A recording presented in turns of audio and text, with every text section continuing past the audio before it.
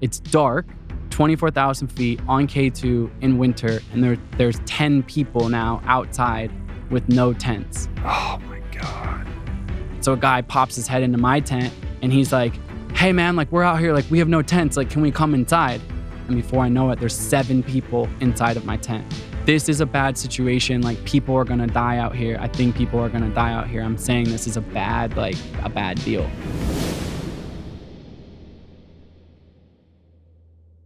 Hey everybody, welcome to the podcast. My guest today, returning for his 5th appearance on the show, if you can believe it, is adventure athlete Colin O'Brady. And he's joined by his wife and partner in all things, Jenna Besaw, who is appearing for the first time on the show. Longtime listeners are well acquainted with Colin's very long list of accomplishments as a 10-time world record-breaking explorer, a New York Times bestselling author, and an expert on mindset, high performance, and empowering others to reimagine the limits of human possibility. Colin's feats include the world's first solo, unsupported, and fully human-powered crossing of Antarctica. He set speed records for the Explorers Grand Slam and the 7 Summits, and the first human-powered ocean row across Drake Passage. Colin's latest book is entitled The 12-Hour Walk, which is based on this idea that Colin had during the 2020 COVID lockdown when everything stopped. And like a lot of us, he found himself lacking purpose, lacking direction, and on kind of a whim, he decided to just go out on a walk. No phone, no direction, no destination in mind, and ended up returning 12 hours later, a different person, and really inspired by that experience to invite others to experience what he had as a means of personal empowerment. So today we talk about that, of course, including his 12-hour walk movement, which invites all of us to join him on September 10 to do our own 12-hour walk, which you can learn more about at 12hourwalk.com. We also discuss Colin and Jenna's most recent expedition to Everest with friend of the podcast, Mike Posner. In addition, we cover Colin's absolutely harrowing experience on K2, and most importantly, Jenna's role and her perspective in all of it, because none of Colin's feats would have come to pass without Jenna. She's just the engine behind everything they have accomplished together, which is why I'm so excited to introduce her to all of you today. In addition to just incredible stories throughout this conversation, you're going to find actionable insights on tackling limiting beliefs, on adopting what Colin and Jenna call the possible mindset. You're going to learn about reframing the limits of your own potential and just tons more. So without further ado, please hit that subscribe button and enjoy. Well, it's great to see you guys. I'm really happy to do this with you. And Jenna is here today. I can't wait to talk to Jenna, who said no to the Today Show how many times? Refuses to be interviewed. But you're going to talk today because I've heard enough of this dude over here. He's been on the podcast too many times. So it's going to be all about Jenna today. Oh, gosh. Jenna's got the best story, so that's perfect. I know. We'll riff and have some fun. Yeah. I mean, let's start with that. I mean, what is it? I'm interested in, we've all heard about Colin's adventures. There's too many to even keep track of, all these world records and death-defying, expeditions, et cetera. But you're the engine behind the whole thing, right? You're the one who keeps it on track, who's doing the boring kind of unheralded hero work. And I'm just curious about how you keep it all together and what the mechanics of all of that are about for you, because it doesn't happen without, Colin's always saying it's Jenna, can't do this without Jenna. But, we've never heard from you. Yeah. Well, I really appreciate being here. Thanks for inviting me. It's great to see you. And I'm having glad a conversation. To It started so long ago. Colin and I have been together in a relationship for a long time, and then business has kind of just organically evolved for us in partnership. And for me, it's really this beautiful kind of song and dance that we get to share, where Colin is pursuing some of his greatest passions, and I get to be in full support, but in full creator mode with him. So it's not just me, I'm standing behind the scenes helping him create what he wants to. It's really kind of a choreographed dance, if you will, where we get to show our strengths and kind of participate in creating together. Right. And what happens when you get those sat calls and, he's in Rich, peril? You're going to go right in. Yeah. Not a second. Right. Yeah, man, it's been a learning process, right? Like we've grown up together and we've experienced a lot together, both super high highs and some pretty dark, intense expedition moments. And, the sat phone calls, I always answer with an open heart, but the biggest amount of trepidation, right? Because I never know if it's going to be all's well, we're doing great, or if it's going to be a tragic. And Jenna has definitely walked me off some cliffs out there, on the edge. One that comes to mind, I remember calling you from Antarctica somewhere around day 40 of a solo crossing. Yeah. Jenna, there was 2 people I talked to on the Antarctica crossing, by the way, on a sat phone. Well, I guess if we count Paul Simon. Paul Simon was one. Paul Simon was one of them. But there was Jenna, my nightly check-in from there, and also Adam Skolnick. Oh, that's right. Yeah. Skolnick, his tentacles. Tentacles reach are everywhere. I know. I completely forgot about that because he was doing crazy reporting on that. I mean, those New York Times pieces were epic. I think there was 8 New York Times pieces that he shot, and Jenna was running the PR with him. Adam has such a special place in my heart. Talk about me being Colin's rock. Like, Adam was my rock during that whole thing. I mean, I talked to him every day, multiple times a day, just because he was reporting on it. But he just became such a close friend. Yeah. So. He definitely always, it was interesting. He does such a good job of the integrity of a journalist. Like, hey, I'm a journalist and I'm reporting the facts. This is journalism. But also he's like, I also understand that like you're not talking to anyone. Like Jenna's not talking, like the 2 of them are only people talking to me during that crossing. So it's a very unique sort of position. And like, I think I only talked to him 2 times or something to give interviews, but you guys were kind of going I was back relaying and forth a lot of information to him because I would talk to Colin in really brief snippets, right? Those crackly satellite phone calls. So it's not like, oh, we're just having this really easy, mellow, chill conversation. But in that, I would have to distill down some pieces to send over to Adam so that he could accurately report on the crossing. Yeah. But I think to me, like what I was thinking of is there's so many moments, but one that really comes to mind that combines, I think, a lot of things was I get to the South Pole on day 40 on that crossing. And Jen, I kind of have this euphoric, you thought I was on drugs, just like, dopamine rush of like, oh my God, I'm here. It's beautiful. It's sunny. It's all this stuff. And like Jenna can hear it in my voice. And she kind of lets me be in La La Land by myself, like for that day. Before she drops the bomb. And then the next day she says, hey, we got to talk for real. And I couldn't. In that moment, I had such a huge piece of information to share with him that I really needed him to execute on, but he was just in such a blissful place, which wasn't always the case, of course, right? He had a lot of down days and down moments.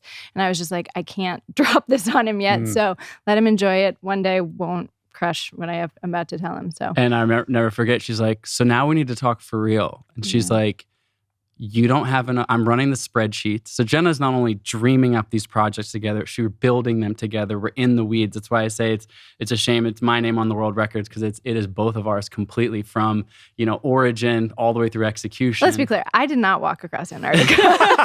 So no, the record should be in Colin's name. These things don't happen in a vacuum. But for you to be not just my wife, the love of my life, we've been, together for 15 years. It's been an incredible journey. But then for you to actually have to say, hey, Colin, you do not have enough food in your sled. You do not have enough calories in your sled. I know you're starving out there. I've been telling you, my hips are sticking out. My ribs are sticking out. I'm exhausted. Yeah, he told me he had to take out a sewing kit and stitch in every few days a little less fabric because it was his pants were falling down essentially. So I'm like running this in my mind while also looking at the spreadsheets, and I'm like, oh no, calories are running. This is not going to work. And you know that I'm burning 10,000. I'm eating 7,000, and you call me and you say, there's no way you're going to finish this unless you go down to roughly 5,000. And I don't know. I mean, it's always interesting. I'm curious. Now Rich and I are both interviewing you. So but is that also part of the new book, which we're going to get into, kind of opens with this story about how you have to tell him you're doing 10-hour days in Antarctica. Yeah. And you have this moment where you feel like you can't push any further or harder and you're neck and neck with Rudd. And Jenna, you're like, you're going to have to do extra hours? Was that part of the calorie conversation, or was that something different? He had get already there sooner? started to do the extra hours by this point By in the this story. point, where if you take it back to if you take it back to the very beginning. I mean, to Colin's credit, he definitely went out there thinking, I think I can do this crossing, but I would say you didn't have like the best plan. Like he really didn't. Not to throw you under the bus, babe, but like Colin's plan was like, yeah, I'm going to go out there and I'm going to walk like about 10 hours a day and we're just going to like see how it goes. And I was like, that's the plan? Like that's the plan? And pretty quickly we needed to come up with an actual like legitimate spreadsheetable plan that could calculate not only hours and miles walked, but calories, right? Calories were the linchpin in this whole thing. Mm-hmm. Obviously, of course, it came down to the sled that he was pulling, how much weight was in it, how many calories he was burning, like all of the pieces that went into this calculation. And so, I mean, it was a nightmare to begin with, really. When Colin was like, I have to walk further and longer each day in order to make this happen. And you're going to run out of calories. I mean, we figured it out pretty quickly, but I was definitely in that moment for sure. In that moment, particularly as I'm getting my butt kicked by Rudd in the first week, I'm calling Jenna. I'm crying. I'm calling Jenna. I can't do this. I mean, every limiting belief is in my mind. I can't pull my sled. It's not going to work. I can't go far enough. I'm getting my butt kicked. Like, I told the press that I'm going to do this big thing and it's going to be an epic failure. I mean, he was in a rough spot the first week. Yeah. I mean, not only with the food we're talking about on day 40, but you take probably back to day 5 of that. And we write about this in the new book, The 12-Hour Walk, of you being like, you're trying to help me problem solve. Like you've been, I've said this to you, of course, not on a podcast, but I'll say it again now, which is to me, the balance of the strength that you've shown, the love that you've shown me has certainly got me to the finish line, but also the poise, like how hard it would be in those moments to just be like, okay, it's too hard, whatever. Like you're asking me and you're telling me like, well, can't you go a little bit further? I'm saying, I can't go any further. Like, his responses were not delicate. Let me tell you that. Well, you have to be a psychologist too. Like, when's the right moment to tell him he's going to have to go further on less calories each day? Right. Mm-hmm. Yeah. And then it's an interesting thing, right? Because you're saying this to, it's not, I guess the one thing if it was like your business partner or like your coach or something like this, but like. Totally. I mean, this is my husband, the person that I care and love the most in the world, right? And I'm having to find his edge, press on it, see how he reacts and responds, assess that, make minor detail, little adjustments along the way, and hope and pray that it's all going to work out, right? Right. And if it doesn't, the stakes are high. Really high. Yeah. Yeah. Yeah. And meanwhile, behind the scenes, I want to get glean a sense of like the scale of what's required to pull something like this off. Like my only frame of reference was doing Epic 5, which is like nothing compared to the scale of the expeditions that you're doing. And in that case, like Jason did almost all of it. Like I just showed up for the ride with that.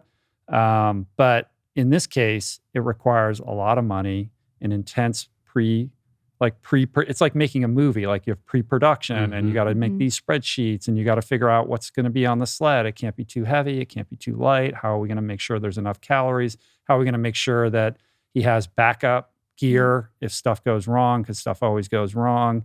Like who's paying for this? How is this all coming together? Like I think it's crazy. It's like without a team of like 12 people working, round the clock. Never been that. No, and we've really always kind of been a lean and mean team. To me, really. the moment that I come back to always around this is in 2014. So I was racing triathlon professionally at the time. Jenna had come out on the road with me full time for a couple years, was kind of starting to step into management, think about helping sponsor whatever. It was peanut butter and jelly sandwiches and sleeping on people's floors. Like this wasn't glamorous. In fact, Jenna was like, I need to have a real career. And I was like, no, let's do the ITU circuit. I was like, well, maybe I should get a real job and help support. You're like, Colin, that is not my Everest. Yeah, exactly. Totally. Like this, she's like, I'd be like, it's cool that you're into this, but whatever. But it was beautiful in the fact that you've always been adventurous. So we were like, well, at least we can go to all these countries. And again, like we had no money. So we were basically homestays, people, basically opening their homes to us, letting them sleep, giving us food, the things ITU like that for lifestyle. training camp. It's a grind. Yeah. It is a major grind. Yeah. Yeah. And so we lived that. And then we were racing it in South America in the fall of 2014. We went to climb Ecuador's 3 volcanoes. There's a bunch of volcanoes there, but the three tallest ones, Cayambe, Cotopaxi, and Chimborazo. And I had always loved climbing some mountains, but Jenna had done a little bit of that, but not much. I want to teach her more about. I am not an expedition-oriented person. Right. I grew up single mom, only child. She did not take me camping. This is not something that I was at all privy to until I met Did you Colin. play sports in high school and stuff? I did, but tennis, and I was a skier, and I mostly was a ballet dancer. And so that was, I wasn't really, I guess tennis you would consider a team sport because there was a team of us, but I was a singles player, I wasn't in team You're not sports. a thrill-seeking, snowboarding, rock climbing type of person. And when I met Jenna when we were 20, she was 20 and she was in college at that point, you weren't playing sports anymore. It was a part of your childhood but so I said, let's go climb these mountains in Ecuador. And Colin wanted to do this in the off season. So this was Colin's vacation away from sports, was to go out and climb these massive mountains. And I was like, okay, in what world is this a vacation? But okay, I'm in. But the year before that, it with a nice hotel and spa. Exactly, right? Yeah. Unfortunately, we couldn't afford much of a nice hotel at that point either. But we go there because the year before I had been racing in Africa. We had been together racing in Africa, in Zimbabwe. And then we went and climbed Kilimanjaro together. Yeah. And you climbed Kilimanjaro and you're like, wow, that was cool. So we said, next year, let's do something else like this. And, how old were we at this point? I was 20 or 26, 27. I was 30 maybe, 29, something like that. 29, I was 29. Brought a diamond ring up there in my pocket, summit of Cayambe, this beautiful sunny day, asked Jenna to marry me. And we're on the summit of this beautiful glaciated peak, almost 19,000 feet in Ecuador, a mountain called Cayambe. And we had this moment that, again, at the time, I thought getting engaged would be a really special moment, but I didn't necessarily know this would be such a ripple effect moment throughout our life, which comes back to how do we have the money to do this? How do we figure this out? All this kind of stuff, which was, we sat there on this mountaintop and we just looked at each other in this kind of blissed out, oh my God, we're going to get married. I love you so much moment. But just what do we want to do with our life? Just have it, an in the moment brainstorm of let's dream without limits. And in the new book, The 12-Hour Walk, one of the framing principles, literally the first page, is something that I called a possible mindset, which I define, I have dictionary definition layer in the front, so my own dictionary definition, right? Which says an empowered way of thinking that unlocks a life of limitless possibilities. And so on this mountaintop, as we're getting engaged, we look at each other and kind of do this, just on the fly exercise of if there were no limits, if money wasn't an issue, if we had the resources, if we had the network, if we had this, that, the other thing, what would we want to do in this moment? Let's dream without limits. And I remember that conversation so vividly, and maybe it was because we were surrounded by mountains or whatnot, but we dreamed up what became our first, collective world record project, which was the Explorers Grand Slam. I said, my childhood dream has always been to climb Mount Everest. We started riffing on things that included Everest, which was the 7 Summits world record, the Explorers Grand Slam, the 7 Summits plus North and South Pole. Yeah. And then both of us said the triathlon lifestyle, although we loved it, mostly, there was things we didn't like about it, but it was lacking in impact. It was lacking in having sort of legs beyond. It felt very self-serving, right? You show up at you fly to this race, you've trained for this race, you fly to this race, you show up, you race. It's over. Sponsors maybe are happy or not. If you're going to make the Olympic team, then it's one thing. Yeah. If that's your, apex mountain for that. But short of that, it just becomes this washing machine lifestyle. And right? look, I love it. I respect it. All my friends in that community obviously was trying to make the Olympics. I came up short. Great friends of mine made that next Olympics. Joe Malloy, who's a dear friend of both Jen and I. We traveled the world with Gary. He's an amazing guy. Those guys made the Olympics that year. Dear friends. We trained with them a ton. But there was a limit to that. And so in that same mountaintop, we said let's start this. Maybe we can have impact millions of kids with a nonprofit or something like that. And it's funny to look at that moment now because we on that mountaintop we had no money, literally no money. We had no background, no idea how to start a nonprofit, knew nothing about press or media or PR or digital scale or social was somewhat new-ish at the time in the way that we think about it now.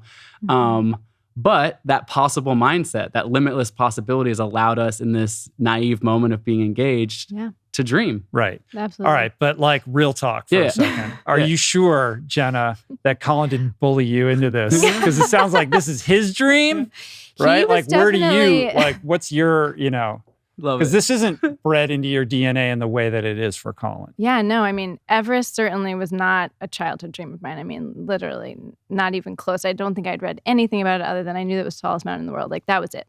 And so the challenge to climb the mountains wasn't my interest, right? I mean, I was like, cool, you want to do that? Great. At least you want to do that because that's your thing.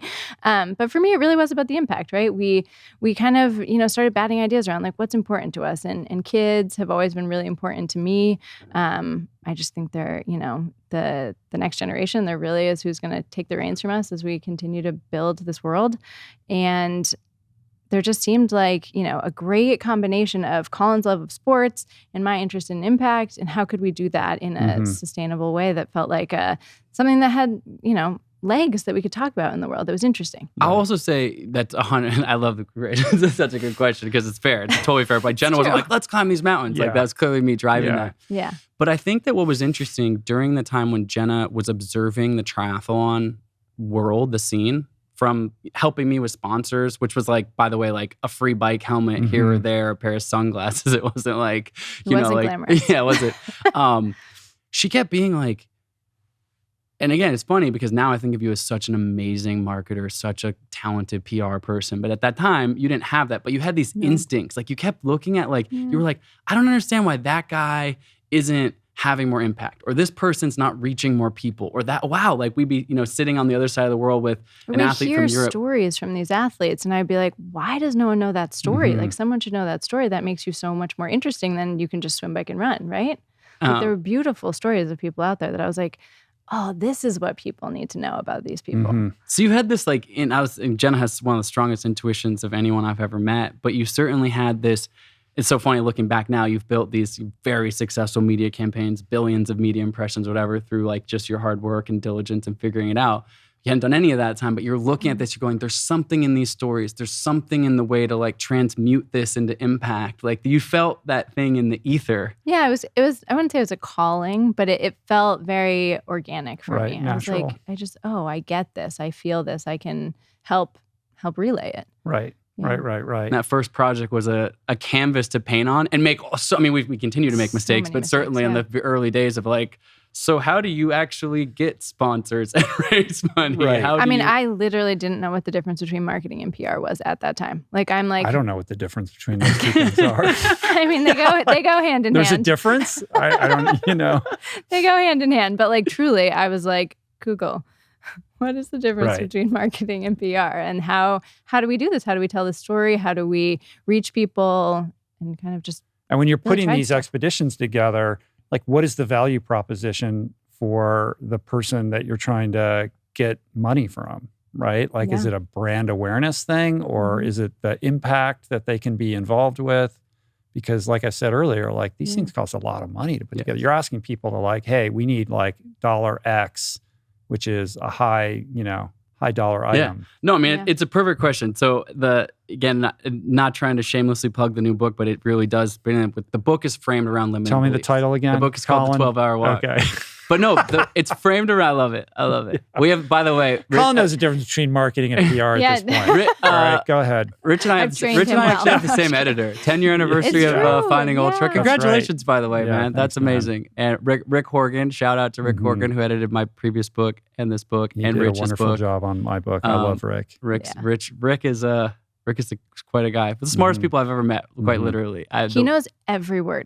Literally every word that exists. Yeah. Every email, he's like, just comes up with new words. I'm like, I have to look these words up. Some of these words, yeah. He's a genius. But he's done right by you and I, that's for sure. But no, the book is framed around common and limiting beliefs we all have. 10 common and limiting beliefs. Each one, I break down a story from adventure, Jenna and I's life, and then speak directly to the reader about how we can overcome these limiting beliefs. And we'll get to the larger call to action there. But one of the most common and limiting beliefs, and that's why we're talking about this right now, it's not why you brought it up, but I pulled my Instagram audience and said a couple years ago, like, what is stopping you from living your best life? What is, I just want to know, like, what were people thinking about? And I thought I might get hundreds of different responses, but it turned out that I got like the 5 same responses hundreds of times. And really 75% of them were, I don't have enough money. If I had X amount of dollars, I would be doing this, but I'm not because I don't have that money. And it was the exact same problem that Jenna and I had sitting on the mountaintop dreaming about this. It was like, well, Explorers Grand Slam, quick Google, you can figure out going to the North Pole, South Pole, Everest, whatever. Like you're running a tally of $500,000 pretty quickly. Like and that's not making any money. That's just like, that's covering costs, like just purely covering costs.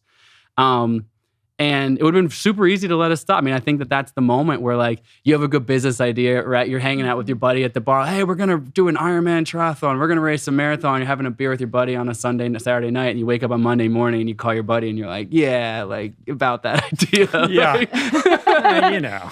like, you're like, yeah, like, yeah, we're just bullshit, right?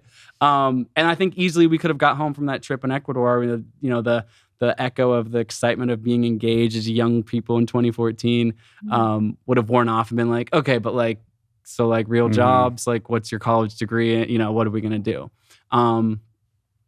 But I know you've talked about it a lot on the show, Rich. I think there's a big difference between the belief in abundance and the belief in scarcity, right? Like just that belief. And I was actually listening to you and Skolnick chop it up on the 10-year anniversary pod of Finding Ultra.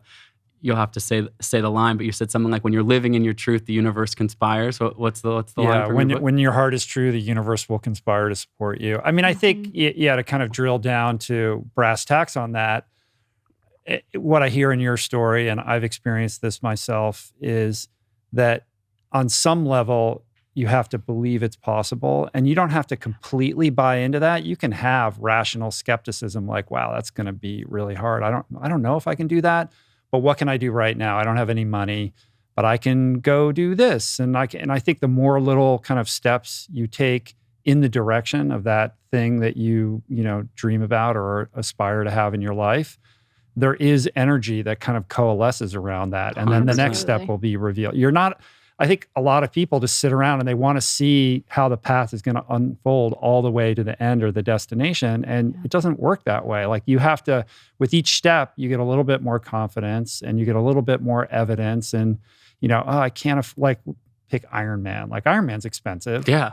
Expensive. Well, I want to do an Ironman. I don't have any money and I don't own a bike, but, I borrowed my friend's bike and I rode for a while. And then, after doing that for 3 or 4 months, this other friend of mine had an extra bike and he said he'd sell it to me for 20% of what it's worth. And you kind of make it work. And then the more that you do that, the more the universe kind of opens up to you and things happen. And that sounds perhaps a bit too ephemeral or mystical and maybe even privileged, but I've seen it happen in my life. This is certainly the path that you guys have taken.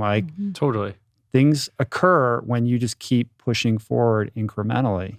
100%. And I think that it comes also back to, you're going to get, like, your buddy didn't sell you the bike on the first time you thought about having a bike. That might be like when you're thinking about how to get a bike for 3 months and that finally comes around. Meaning like you didn't give up on your dream to have a bike after the first. You got to earn the dream. Totally. I love that. Through diligence and work ethic, right? Yeah. And the more kind of sweat equity you put into it, the more opportunities you're creating for yourself. 100%. And it doesn't lay out linearly or on the timeline that you would prefer, right? But the person you least expect to open a door for you is the one who does. And I mean, twofold. One, there's amazing. Jenna helped me tell this story, but we were 6-8 months into trying to raise money for the Explorers Grand Slam project and had raised very little. A triathlon sponsor of mine a high net worth guy named Brian Gelber, who had helped me out for some other stuff, said, I'll help you once you show me you can have some proper sponsors. Like, I'm not just going to write you a check. So show me a Nike sponsorship, show me like a real quote unquote sponsorship. And then I can maybe,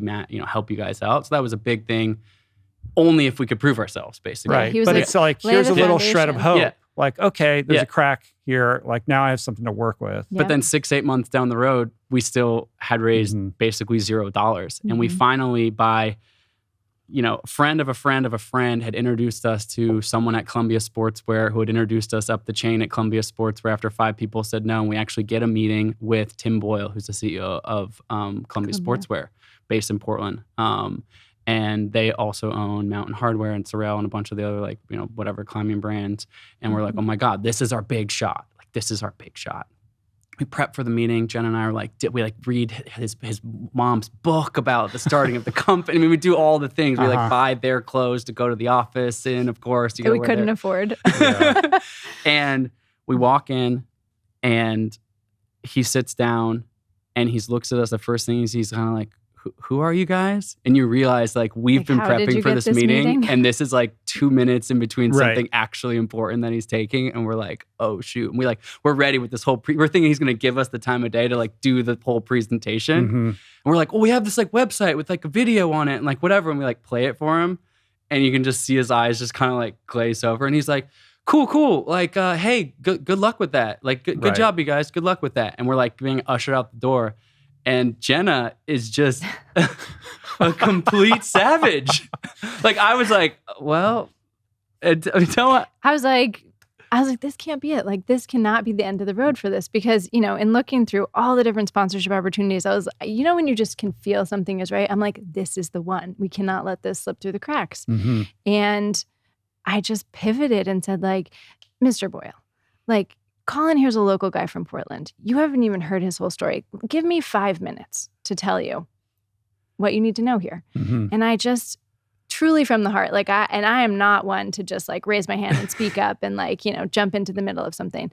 And it just came out so organically and so naturally. I shared exactly what we were trying to do, how much money we were trying to raise. And I think this was for the Explorers Grand Slam. This was for the Explorers Grand Slam. We had like never done anything before. We literally had no money. We had nothing. And Jenna, she's being humble. Jenna is generally really a natural introvert, and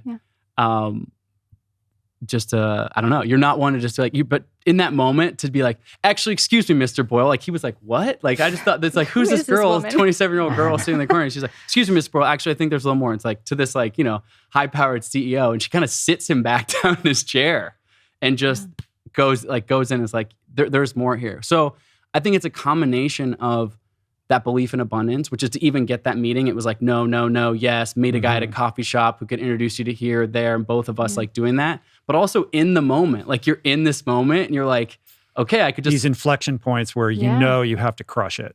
Yeah.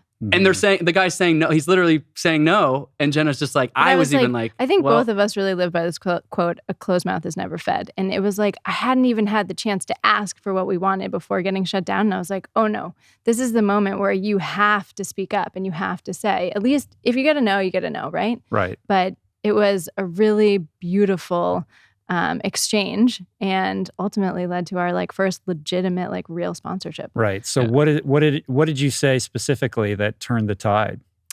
It's a good question. I mean, it wasn't recorded, so I don't know exactly, you know, specifically what I said, but I was like, Columbia wants this and needs this. Like I can see this for you guys as a brand. This is critical to what you're trying to use as a campaign. And they were doing tested tough. Yeah. And again, this was years ago. And it's just like everything that the project was sharing out in the world was exactly the same talking points as this campaign. And I think I just kind of, you know, gave a little bit of. From my standpoint, she just locked in. It was just like, I'm not taking, like he was just like, whoa, she's not taking no for an answer. Okay. Well, it sounds to me like it was like a vibe shift from, hey, you know, we need this for us to, here's how we can fulfill your need, which is to extend your brand awareness on this messaging that's completely on point with what you're trying to do. And not for nothing, you're not really doing a very good job on it right now. And in a really unique way. Exactly. Yeah. Like I was like, what we are bringing, you're not going to get anywhere else. Like this is, Colin can bring this, we can bring this as a team, and like you want this.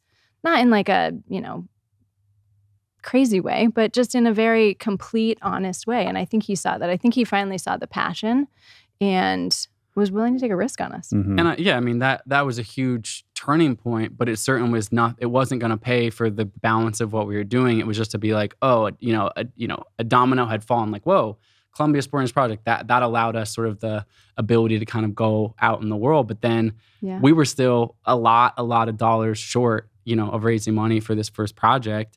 And, you know, basically just kept knocking on doors. And I think, you know, my mom said this to me for a long time. I don't know if it's her quote. I'm probably not. But she says, you know, luck comes to those who are prepared.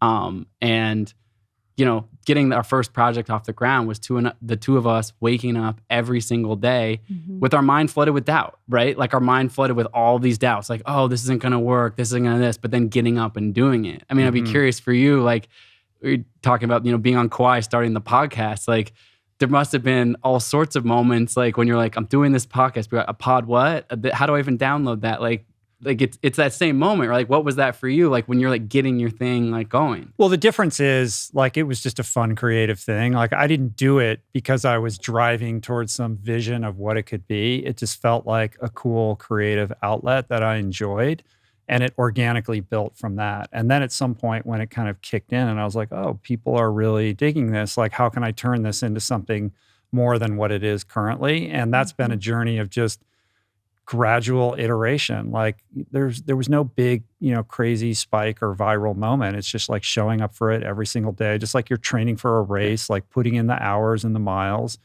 And yeah, it's like we're in this amazing studio, but yeah, it started in a warehouse in Kauai with a very humble, kind of approach to what we were doing. And it was really out of like, but my heart was true. Like I was doing it for the joy of doing it, not because like, oh, I can turn this into like a job. And the consistency and the passion. And I think that it's interesting when we reflect on our first project and that moment with Tim Boyle, Jenna fully turned the tides on. Even me, who've been known to be resilient and persistent, like I was like, well, I guess that's it. Like I was ready to walk out of that room before Jenna really stepped in.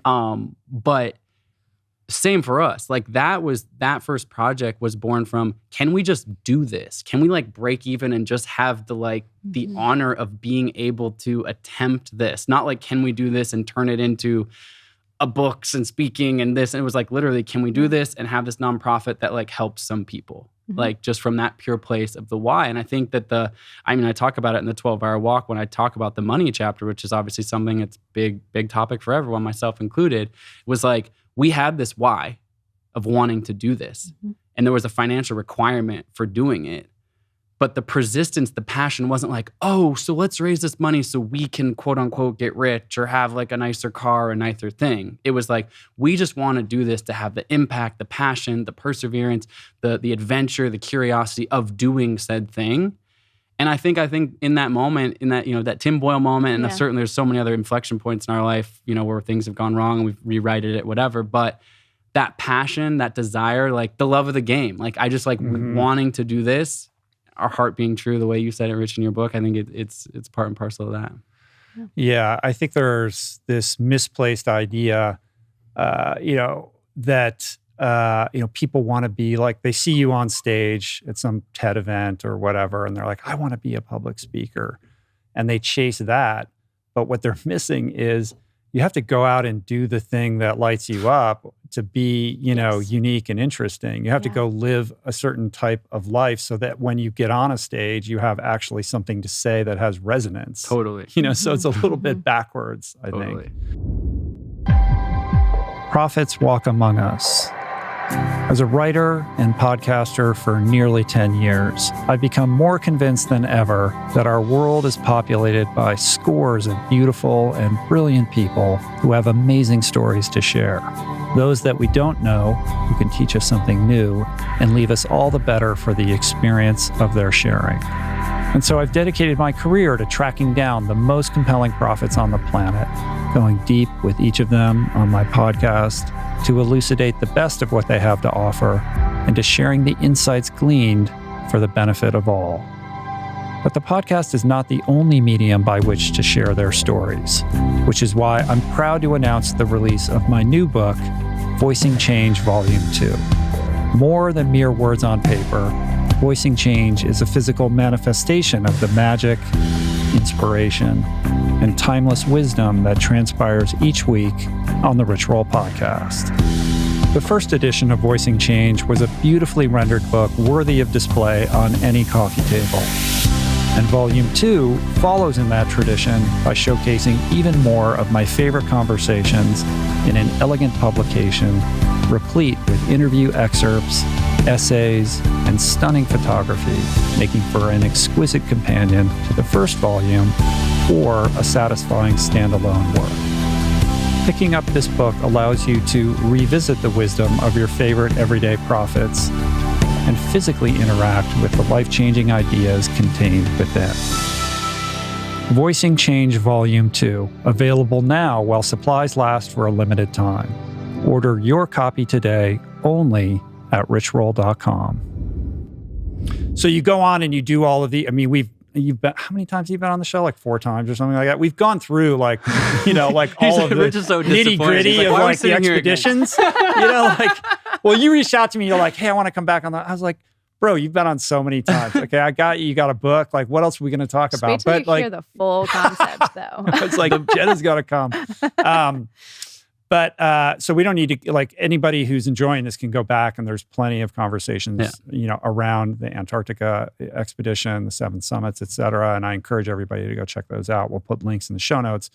But let's kind of get to the new book, which I think is really interesting in that it provides you this opportunity to share lessons that you've learned from these various expeditions, but to do it in a context where there's some actionable takeaways from people. And it's all wrapped around this idea of the 12-hour walk. So explain how you had this kind of epiphany around this experience that you could share and create community around. Totally. Yeah, no.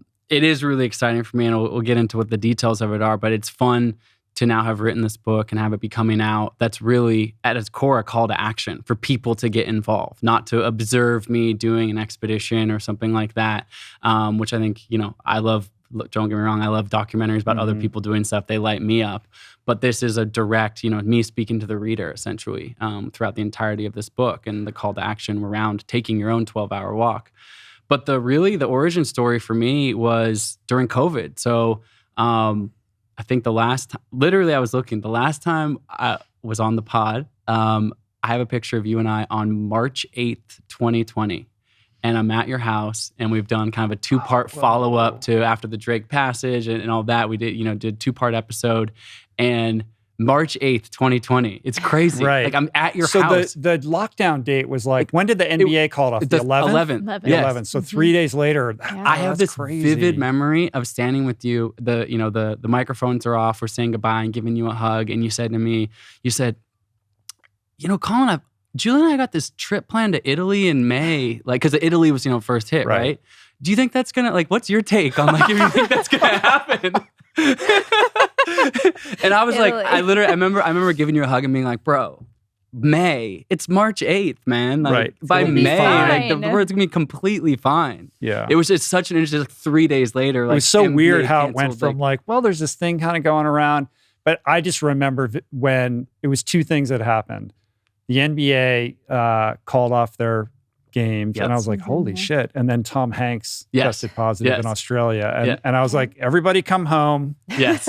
I'm going to go to the market real. and stock up on canned goods. And, that was the start Totally. of it. So and the reason, of course, it's funny, those headlines that you just say, actually in the chapter 12, the last chapter of this book, I open with those, say, newsflash, those March 11th with those headlines, Tom Hanks, NBA canceled the season, because also Jenna and I had planned to climb Mount Everest together that spring. Right. And we talked about that. That was like... Exactly. It was coming up. Yeah, it was right around the corner. And those, of course, derailed that entire thing. But also, context for us in our life, I had just completed the Drake Passage row a couple months before that. And then my first book, The Impossible First, came out on January 14th. And I had been in the kind of beginnings of post, book tour, the book's out, super humbled and honored to, hit the New York Times bestsellers list. Boom, COVID, everything's canceled. Speeches, the rest of the book tour, just boom, boom, boom, boom, boom. Like, that's the least of the world's problems, but that was just on our personal life, what was going on. Like, we had this kind of whole thing mapped out. Jen and I were going to Everest, and it was just like, just like everyone else, just life instantly, derailed, right? And it's funny to think back, you and I, I'm like, remember hugging you and like maybe even touching your face as we're saying goodbye, and then was like, in Rich's house. It's like, that's not like a thing that happened for a long time. I know. But so then we end up going. I was pretty afraid in those first few weeks of COVID. Not afraid for my own safety necessarily, but like just the societal breakdown of like that moment of like, are they going to close this? And are they going to close the borders? And are they closing state borders and like all this kind of stuff? And Jenna and I live in Jackson Hole. My whole family basically is in Oregon, 5 sisters, parents, et cetera. Jenna's parents are back east, but we have a big concentration of family in Oregon where I grew up and we've lived a long time. And so it's kind of like, I would feel more comfortable if we were like within the state border of Oregon. We didn't feel like we could go be with my parents, based on their age and all this sort of stuff of like still keeping our distance. But my family has a cabin on the Oregon coast, on a really small little coastal town, 300 people population, Manzanita, Oregon. And so Jenna Good way to ride out the apocalypse. Yeah, exactly. We were like in the middle of nowhere. And the rules there were... Which town? Manzanita. It's like a small beach town on the Oregon coast, like south of Cannon Beach, north of Newport. I don't know if you know the Oregon coast at all, but beautiful. I do. That's where I did like my 5th step when I was in treatment at Cannon Beach. I think. It's like 10 miles south of there. It's close, like really close to there. Anyways, and the rule in Oregon was they're closing all the beaches, all the state parks, but you could be in a beach town if you were a homeowner of resident, a resident or whatever. Like, so you can, drive out from Portland and walk around the beach, but if you were there, you could be there. That's what like the lockdown rules were in those first couple months. So me, Jenna, and our dog Jack went out, loaded up our car in Wyoming, drove out. We went to Costco and bought like 100 pounds of rice. Yeah. Colin, like literally, I've never seen. I still have cans of chili now that I bought like on March 12th or whatever. Exactly. Yeah. Colin, like really, I really haven't seen you that scared. Scared in different ways, but in that like kind of materialistic gathering, hoarding way. Even Jenna was like, it was kind of a little more low-key about it. But anyways, we ended up in Oregon coast, and we kind of had this whole plan. I mean, Jenna had said, I want to climb Everest, which was really cool. We can talk about that. It's incredible. But she just said, not a big background on that. A year before that, I want to climb Everest. So we've been training for that. We do the Drake Passage Road, book tour, all these kind of things. We kind of had mapped out like a pretty 2020 year. We're doing this big documentary with Discovery, and then just all of a sudden just canceled. So we find ourselves sitting in the Oregon coast, just kind of staring at each other a little bit. I mean, I think a lot of people had that moment of just kind of like, what are we doing? What are we doing now? And I'm like in my house, and like this. And so in that moment, I'll be honest, my mental health definitely suffered. Was not feeling good. Days would go by where I'd be like, get up in my pajamas, and it'd be like 8 p.m. I'd be like still in my pajamas and be like, I guess we're just going back to sleep. And I love the Oregon coast. It's a special place, but it's, it's rainy and dreary, and it's Pacific Northwest in the spring, Kill me now. And it's not this LA 73 and sunny every day. And I'm sitting there, and I think to myself, when was the last time that I felt like really deeply at peace? Like when was the last time just in my body and soul where I felt just calm and like comfortable? And it hadn't even been in the previous year before COVID. It was great to write that first book and get all the attention after the Antarctic crossing was really, humbling, but it also came with a lot of elevated pressure and intensity and different stresses and all of that. And then boom, we did this rowing project, which was successful, was awesome. It's exciting, but stressful. And so there was the last time that I really thought of myself feeling comfortable and calm in that moment was during my Antarctica crossing, like by myself, alone, walking around out there. And as you know, because you lived it, Rich, you were in New York City right after my Antarctica crossing, and it was the first time I was really asked any questions by a small group of friends. We ran into the hotel lobby. We ran into each other. So serendipitous. It was so special. Yeah, for those listening, Rich and I would come. I'm in New York City after the Antarctica crossing. We run into each other at a hotel lobby in basically Midtown Manhattan. Right. You were on your. Well, what I remember about that is it was winter. Yeah. And it was like kind of sleeting out a little bit, and you just finished Antarctica, and you were headed over to CNN. Yep. And we were like really close to Columbus Circle. And we were laughing because they said, do you want us to send a car? Like you couldn't walk from, it was like 4 blocks from the hotel. So we had to brave, thankfully we had a car. We didn't have to brave the mean streets of Manhattan. But in that moment, and you came to my friend's house a couple days later, I think after that, where friends gathered and just asking me questions about Antarctica and what was the resonant from that moment that ends up being the last chapter of that book, and still is to this day, is one of the most beautiful moments of my life, just this resonance of infinite love, this sort of beauty and creativity of that moment. And sitting there in COVID, I was kind of brought back to that moment of going like, wow, when I had nothing, when I was alone in Antarctica, walking for days, starving, hungry, under this like incredible stress externally, I actually found this deep place of like peace and contentment. And so I say to Jenna, I'm like, I'm going out tomorrow. And she's like, okay. And I was like, I'm going on a walk. She's like, yeah, we walk every day. And I was like, no. All day, 12 hours like I used to do in Antarctica by myself. Like I'm headed out, onto the Oregon coast. And one of my favorite things about the Oregon coast is that the beaches are these just long, basically desolate, flat beaches that are great for walking. And so I walk out my door. I don't have like a specific plan other than to basically stay out all day. And I remember my phone buzzed in the first, 30 minutes like it does, someone texting me or some notification or something like that. And I like do the knee-jerk thing, pick it up and look at it. And then I'm like, what am I doing? Mm-hmm. And so I throw the phone into airplane mode and walk for the rest of the day. I walk for, basically 12 hours, conjuring what I had done in Antarctica. And tapped back into very quickly just the flow, the meditative bliss, the silence, the stillness in my own brain, my own psyche, without sort of the external inputs of noise or sound or even music or podcasts or anything, of just like the silence like of my own brain. And I came back, and I don't know what your memory of this, Jenna, but just I remember just feeling more calm and at ease than I had felt in a really long time. Yeah, he just had this like kind of the spark was back in his eye. Which it had completely gone away, and in him setting out that day, I had heard it in his voice, when you know your partner really well, and I'm like, oh, he's onto something, like something is about to have a change.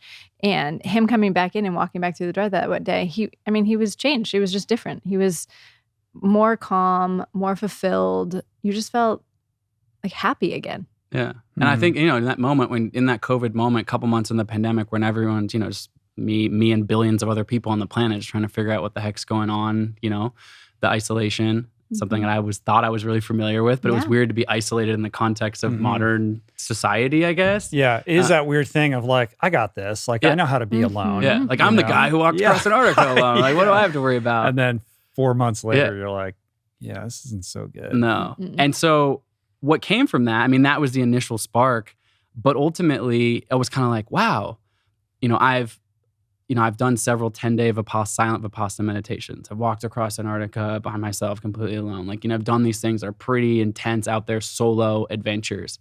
But all of a sudden I walk out my front door and I basically get the same sort of experience in terms of just in the internal experience of just a reset, a quieting of the mind, a calmness, an inner strength, et cetera. And so it just kind of the spark of this thesis was, is this me being able to tap into my experiences that I've gone to the extreme ends of the earth to kind of conjure within my own psyche? Or is this something that's likely could be a prescription for any person at any moment of time? And I've been thinking about writing another book, but I thought to myself, as proud as I am of The Impossible First, that's a memoir about my life. That's me, just like the Finding Ultra is about your life. It's an incredible, Finding Ultra, love the book, incredible story. It's you talking about your life. It's me talking about my life. And there's implicit things that are guiding principles of sharing sort of other things people can take from that. But I became more interested in the idea of, is there a book that I can write that takes my experiences, but they can actually give somebody something actionable and something tangible to take home themselves. Not just like, well, unless I go to the summit of Everest with my wife, or I go to cross Antarctica solo, or if I rode a boat or this, I'm not going to be able to have this feeling. So like, that's just not me. And so when I did this 12-hour walk thing, I was like, wow, like this was amazing. It conjured all the things that I'm trying to like conjure in my own self to like knock me out of this kind of low moment. And could this apply to other people? So I very quickly kind of drafted some test subjects, Jenna included, and said, Jenna, I'm going to need you to go out and walk for 12 hours. I was like, what in the... From that, the 12-hour walk, which yes, it's a book now, but is also what I'm really thinking about more than anything is this global movement. My goal is to inspire 10 million people to take a 12-hour walk. And the book breaks it down and goes through all these limiting beliefs, and it'll entertain you from all these stories from our life, et cetera. But at its core, Rick Horgan probably be happy with me saying this, but like it is simple. Like walk out your front door, put your phone on airplane mode, take a day by yourself. And look, 12 hours might sound far and long, but this is not an endurance challenge. This is meant to meet you exactly where you're at. Like if if you walk 1 mile or if you walk 50 miles, like it doesn't matter. Take as many breaks as you want. Like this is not like something you're building up to. This is something for you to take a day. Because although of course there's a physical element to it, ultimately this is you training your mind and taking that day unplug. I mean, I'd love to ask you, Rich, what for you, you're somebody who's endurance sport athlete who have done some incredible things, meditation practice, all the things you've done. But once like in the last 5 years, say, what's the longest that you have spent by yourself with no external inputs? And what I'll define that, which is sleeping doesn't count, of course. The second someone's in a room with you talking to you, that clock resets. Every time you look at your phone, the clock resets. Every time you've got music on or podcast on or whatever, the clock resets. Like, I'm curious, like what's the longest period of time you've spent? I mean, I'll tell you, it ain't 12 hours. The only thing that comes to mind was a portion of like 29:029, when we were there together. And I woke up really early one morning and kind of went up and did a couple spins by myself. Yep. And maybe that was a couple hours. Yeah. And that's probably where I've maxed out. Like, Jenna and I were in the tent adjacent to you, and I think we were kept you up at the night. Jenna came back late, and we were being loud or something like that. I couldn't sleep. And then you guys got home. Yeah, you guys came back really late and were in the tent next to me and woke me up. And I was like, fuck it, I'm awake. I'm just going to go back up on the mountain in the dark. Which was fine. And then I you finished before that. us, but then we're like, Rich, you got to do a victory lap with us. Yeah. So. And then I got shit for like I snuck out and sandbagged everybody. Like that was not the intention. Trust me, I wish I could have slept in. Yeah. But yeah, the point being that, I haven't, even as somebody who loves all of these things and appreciates the value that they bring, like my life's busy and I got, lots of moving pieces around me and, I haven't carved out the time to do something like that. But I think the beauty in all of it is the simplicity of it and how easy it is to understand and the fact that it's taking the core of the aspirational and making it entirely accessible. Even if you walk a mile and sit on a rock for, most of the day or whatever, you're still engaging in this process. It's a no-cost affair, and it's not demanding physically, or it's not necessarily demanding physically. It's really a walkabout. It's a compressed, silent, meditative practice in which you're compelled to confront yourself without devices to distract you or entertain you. Totally. Yep, exactly. And I think what's fun and interesting about that concept and why I'm really excited about it is I'm not here to vilify social media, like being like, don't ever be on social media. Don't ever check your phone in life.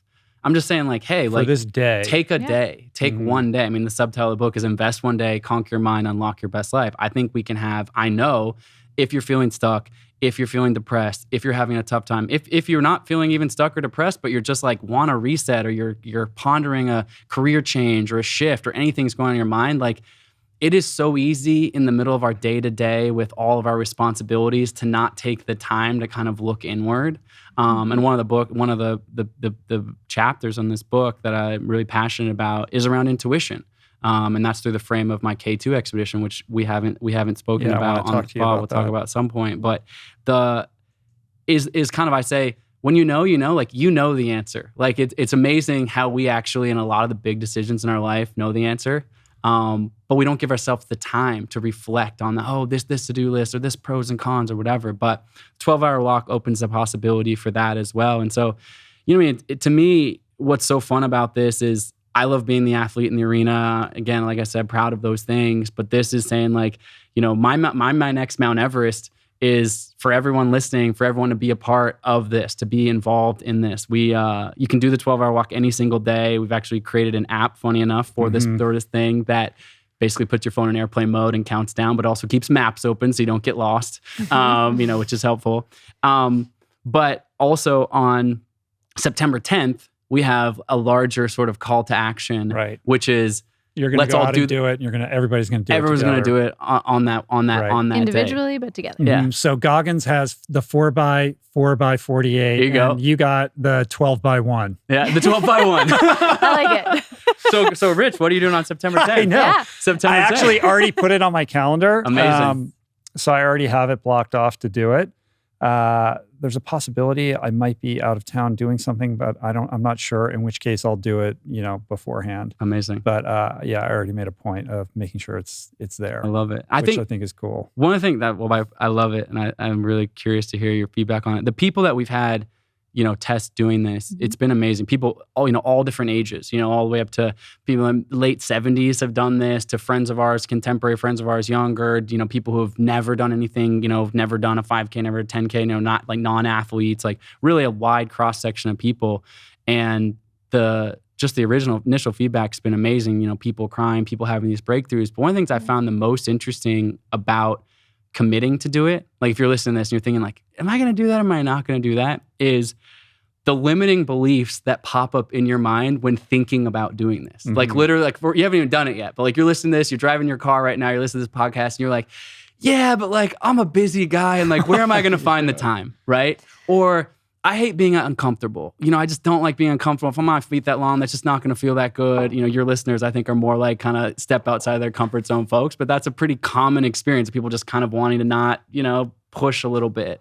Or I'm not strong enough, or I'm not a runner, I'm not a walker, I'm not those limiting beliefs are popping up around why not to schedule the 12-hour walk. And in kind of diving deep and writing this book, what I realized is whatever limiting beliefs are coming up for you, myself included, when I try to put this on my own calendar, because I'm now doing this somewhat regularly, I realize those are the same limiting beliefs that are also holding me back from unlocking my best life or doing the things that I want to do. So if right now the first excuse is I don't have enough time, it's likely that you're also saying that limiting belief to yourself in a number of other buckets in your own life that are holding you back. So I think it's the 12-hour walk, the experience of the one day is incredibly powerful to get through it, not least of which because to get to the point of saying, yep, it's on my calendar, September 10th, I'm doing it, you actually have to fight against the mirror of your own limiting beliefs to get there. But on the other side of it, I mentioned it before, you unlock what I call the possible mindset. This all of a sudden you're like, whoa, if I can do that, if I can commit to that, if I can push through that, if I can spend that day alone with myself,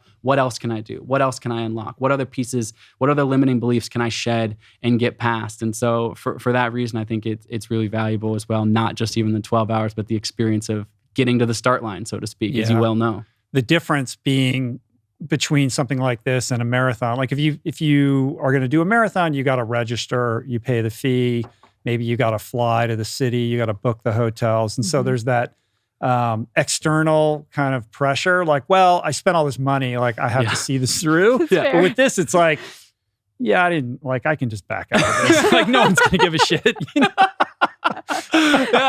until we get that FOMO going on, until we get, but 100%. And that's where it's intentionally clean in terms of like, it's simple. It's like, this costs no money.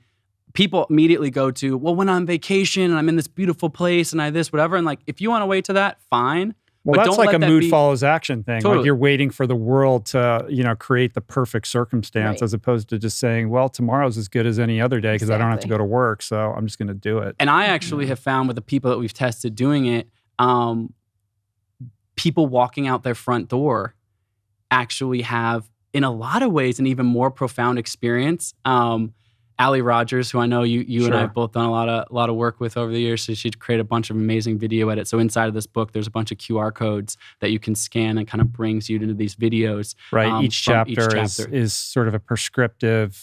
It kind of ends with some prescriptive stuff based on stories that you tell about your experiences, and then the QR code leads you to like these videos that are like. There's some pretty intense videos there, like, footage from you, at your lower moments on the, at base camp and all that kind of crazy shit. But so Allie was also one of the original test subjects of this. And she walked out her front door in Minneapolis in December, middle of winter in December, and does a 12-hour walk.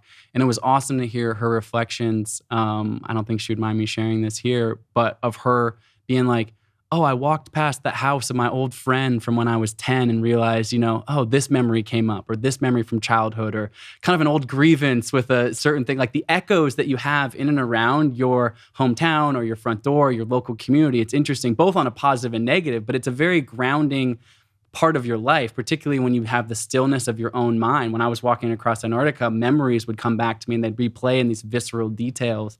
And so again, you can do the 12-hour walk anywhere, but I really do encourage people to do it right out their front door. Not like, I'm saving it up to be on the vacation, to be here, to be there. It's like, yo, like, no more excuses. Like, Saturday, you're going to be home. You don't have to work that day. Figure out childcare, and you walk out your front door. Because it also then, as you go about your day-to-day life, the following day, the following week, the following month, you have this imprint from the walk where you're like, oh, I remember on hour 7 when I was on the corner of, 5th and Main, or, wherever that is in your hometown, going like, huh.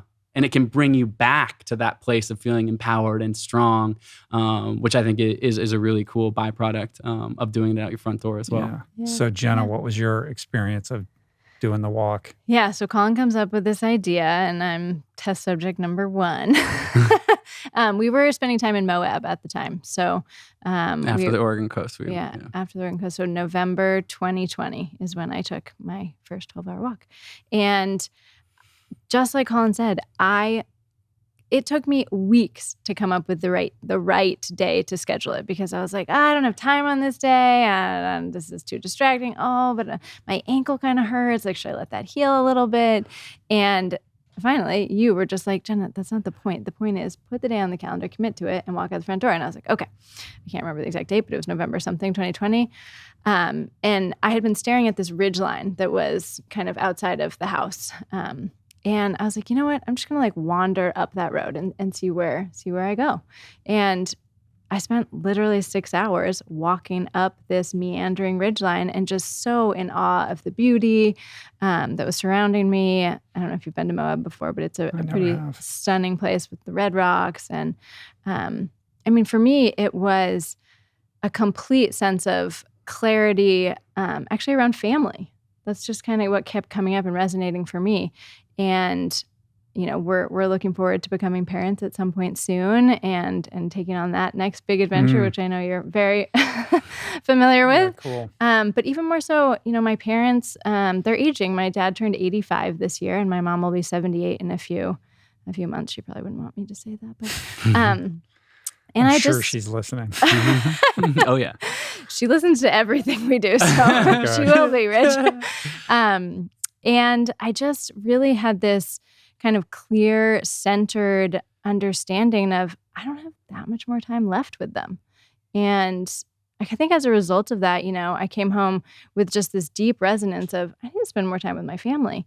We've chosen to live in Jackson Hole, and like Colin mentioned, his family lives in Oregon and my family lives on the East Coast. And so the Christmas after that, we gathered 15 family members for Christmas in Jackson Hole. And it was so special and just a really beautiful reminder, both to not only gather for big holiday events, but small ones. And I just think, I had come up with all the excuses of why I couldn't make the trip out east, or why, it was just harder to fit in. But knowing, like that deep knowing after taking the walk and on the walk, being like, oh, this is what's really important. Right. For So me. the walk catalyzed that awareness that allowed you to kind of create that reality. Yeah, that's really cool.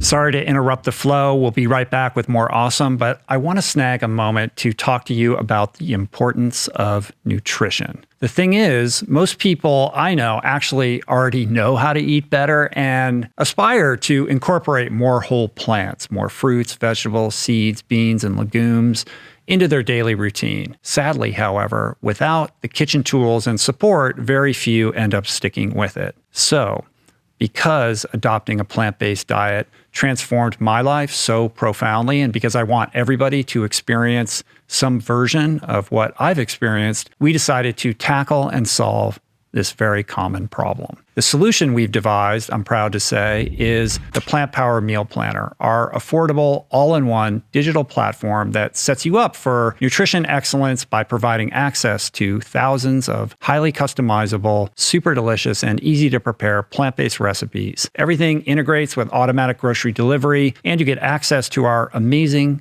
team of nutrition coaches 7 days a week and many other features. To learn more and to sign up, visit meals.richroll.com. And right now, for a limited time, we're offering $10 off an annual membership when you use the promo code RRHealth at checkout. This is life-changing stuff, people, for just $1.70 a week, literally the price of a cup of coffee. Again, that's meals.richroll.com www.richroll.com, promo code RRHealth for $10 off an annual membership. All right, let's get back to the show. I also like that this whole thing is in contrast to the impulse of somebody like you who's always thinking, what's the crazier thing and the bigger thing that I can do? And it's like, you've done all this stuff. How long can you chase that, notion of like, the next thing that I'm going to do has to be bigger and more impressive, and just to bring it back to something relatable and very doable in a kind of sharing way. Totally. And I think as I've, gone around and done a lot of public speeches and met all sorts of people in different contexts and things like that. And, certainly people love to ask me questions about my, world records and different feats and things like that. And don't get me wrong, I'm happy to tell those stories and share that. I've certainly learned so much. And in the book, tell those stories in vivid, rich detail, edge of the seat kind of storytelling stuff to apply these lessons. But I'm fascinated by humans. I'm fascinated by stories. And I think that too often people think, oh, well, you have this story, so I don't want to share my story because it's not important or it's not as big or grandiose or something like that. And that couldn't be farther than my orientation in the world. Like, I am fascinated by every single person I'm sitting across, every single story that's being shared. And I think we all are walking through this life just trying to figure it out, right? Good days, bad days, everything in between. And so to me, what I'm so excited about with the 12-hour walk is, of course, I get off a stage, I'm in a speaking engagement, and I just told somebody about how I was the first person to cross Antarctica and supported, no kites, no dog, whatever, make this crossing that no one had done yet. And the first thing is like, well, this is so unrelatable. Like, that's cool, man, like crazy, inspiring, but like, I'm probably never going to go to Antarctica, let alone walk across it. Other than my pal Lou Rudd, who I do still stay in touch with. Love that guy. Oh, that's good to hear. But in this context, what's fun is to have a common frame. I'm excited for this book to come out and for people to participate in this and sit across from people and ask the same question that you just asked Jenna. Like, I'm excited next time I see you to be like, Rich, what was your experience with a 12-hour walk? What was your experience with a 12-hour walk? And just to hear the difference of all the different things, the good, the bad, the emotions, the processing, the ripple effect of decisions made in those moments. Even just in the small test group of people we've had do it over the course of the year or so of building this book, people have been like, oh my God, I thought about this and I took these actions and now I am doing X with my life, or I've made this shift, or I've made this change. And so from that standpoint, I'm super fascinated because I love the idea of mindset. I love the idea that we all have this, I love to say the most important muscle any of us have is the 6 inches between our ears. We all have that. We all have this mental capacity, young, old, depending no matter your circumstance, we have this ability to flex and develop this. And to me, it's exciting to being really not just a book, but to launching an idea, a movement of sorts into the world that people can have a shared common experience around, which is individual, which is solo, but also the collective whole, which is why, again, September 10th, it's like, hey, we're doing this. You're doing this alone from your front door. I'm going to be walking. You're going to be walking. We're not going to be walking together, alone together, but there's that common experience, that accountability to how can we all grow from this? What can we learn? What are our own unique experiences from that? So for me, that piece of it's exciting. I was laughing before when you were talking about walking up and down that road. When you did it, you told me, tell what was like a guy drove, was it like a... I was on the same road. So I left the front door, walked out onto, like a small street. There's a wide shoulder. And, it was dawn when I left, and I'm walking up this large hill, actually. And a car drives by, a few cars pass me on the way. And then 6 hours later, I'm at the top. I have some water or whatever, turn around, walk back down. And it's like probably dusk, like it's getting late. The sun is definitely setting, and I've been out there. Obviously, I'm sweaty and whatever. It was Moab and warm. And this car comes down the road and is like slowing down next to me. And I'm like, oh, what is this? The guy rolls down his window and he's like, hey, I'm not trying to like distract you or interrupt you, but like, were you walking on this road this morning? Do you need a ride? Yeah. Do you need a ride? And I was like, oh my gosh, thank you so much. I actually set out to walk all day for 12 hours. And he was a little taken aback, but was like, oh my God, that is so cool. And then he just kept like cheering for me, like, for a little ways down the road. Sweet. But it was a really But Moab's cool... a place where people go to have long walks. Exactly. It's a good place for it. Yeah. Good place for it was a great kind of like community moment where people were clearly noticing. I mean, several cars had passed, so I'm sure other people noticed that I was out there for a long time. But that they, stopped to take a minute, understand what I was doing, and just have the graciousness to be like, "Are you okay? Do you need anything?" Right. Yeah. And if something goes terribly wrong, are you allowed to take your phone off airplane mode? So and make the a whole call? point of having your phone. Exactly. To be clear, this is the liability. This is a liability. The lawyer is asking me the liability question. In the back of the book, there's a list of FAQs, and then that also links off to the website, which has even more FAQs, which is, again, it's completely free. You can do this anytime, but I encourage people to actually sign up so I can share more information with you, which is emails from me, basically being able to have a little bit of a dialogue. And one of them, of course, is around safety. It's like, bring a headlamp, wear bright clothes. If you're walking on a street without sidewalks, walk in the direction of the traffic. So left side, if you're in the right side, driving country, etc. But the phone. Hold on. Yeah. Here's my idea. Let's hear it. This is should build this into it.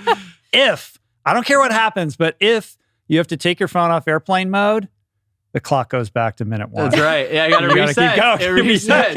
You heard it here first. The app, like I said, we built an app, 12-Hour Walk app, that basically puts your phone on airplane mode, gives you a few prompts and things to set some intentions as you set off, and then effectively is a counter and a Google Maps interface inside of the app. Again, so you can, because I don't want people to have to be like clicking on their phone and turning it back on off. So the GPS actually works with your phone off. So the blue dot will like move around. You can zoom in and out of the map.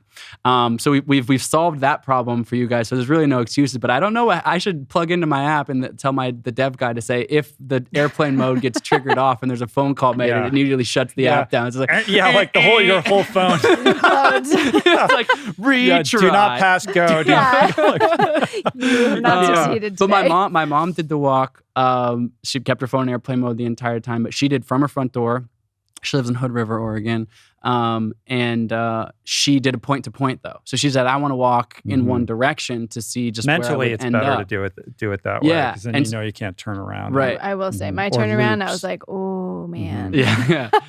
Yeah, and you had to walk. I mean, I had to walk downhill. Downhill beats the legs up. But Yeah. so she had arranged with my stepdad. Hey, I'm not gonna have my phone on this time, but I'm gonna turn it on at this time and give you a call and share my position with you. Which is, she ended up out in the Dalles or Super something like far. that. Knowing that Yeah. area, I was like, she walked, I don't know, 25, 30 miles or something like that.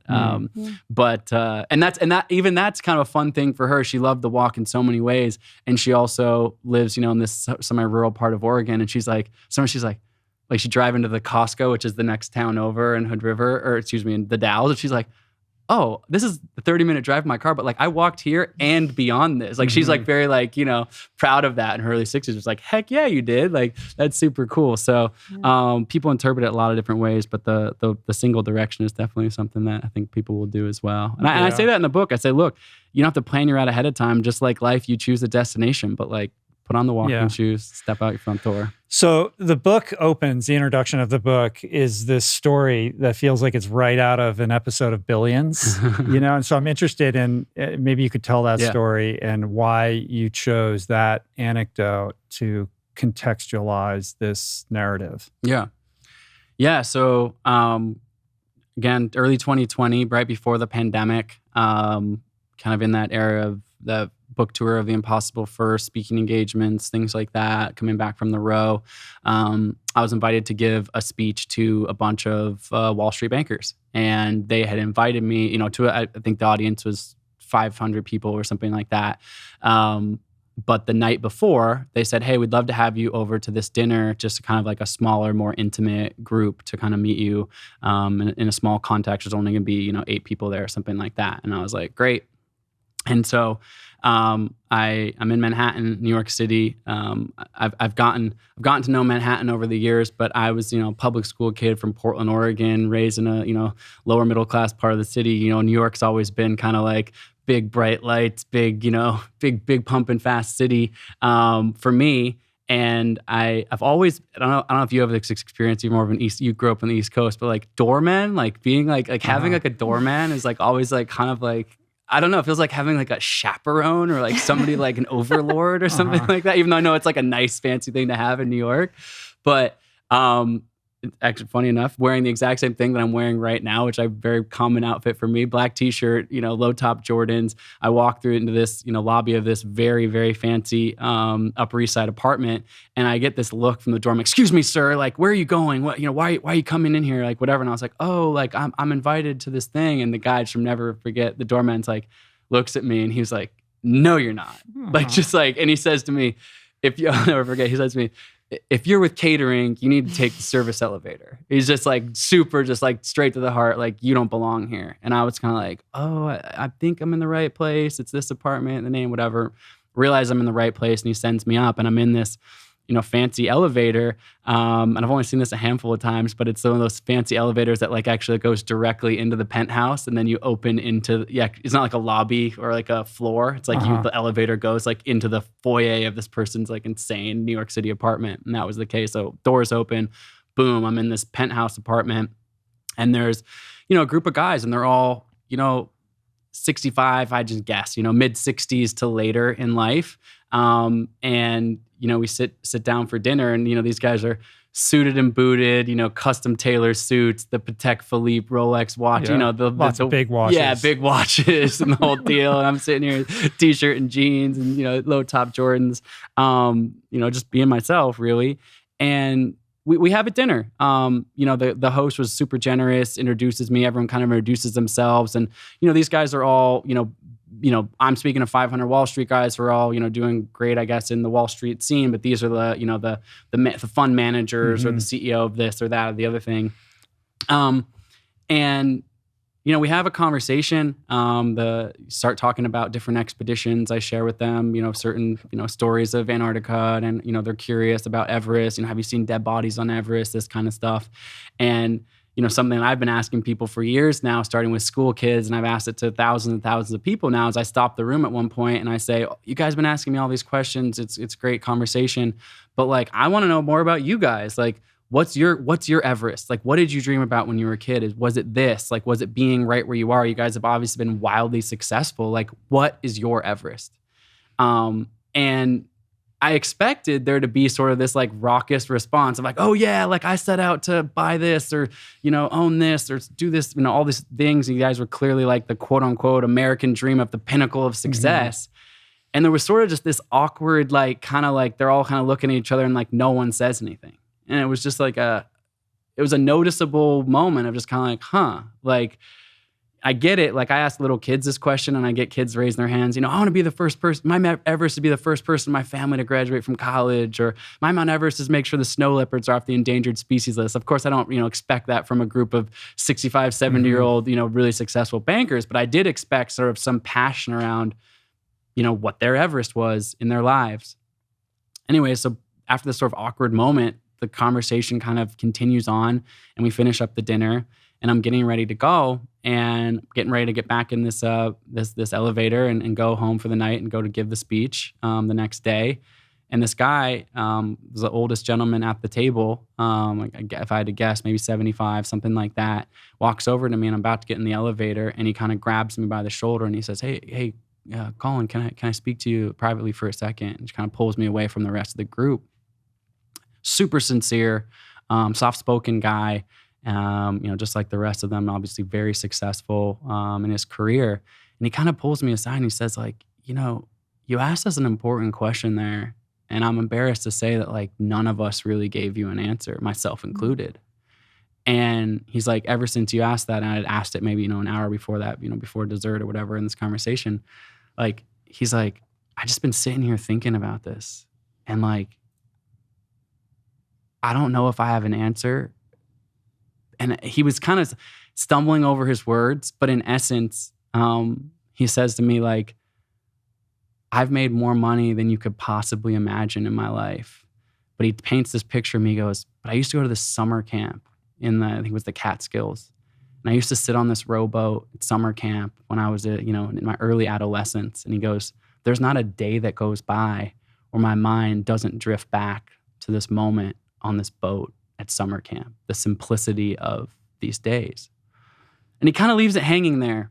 And we have a little bit more of a dialogue, and I read it more succinctly in the book. But in essence, he's saying to me, without saying it, like kind of like, I don't know. I've had all this quote unquote external success, made all this money, but I'm not that fulfilled, is essentially what he was saying to me. It's like he never took the time to actually ask himself the question what his Everest was. He started off on a path and just kind of let the river take him there. Or the Everest was the, financial success and the power that comes with that, only to discover that it didn't provide the fulfillment that those simple, memories seemed to serve for him. Yeah. And so it's certainly, that moment has stood out for me so significantly in my life, over the years, a couple years since then.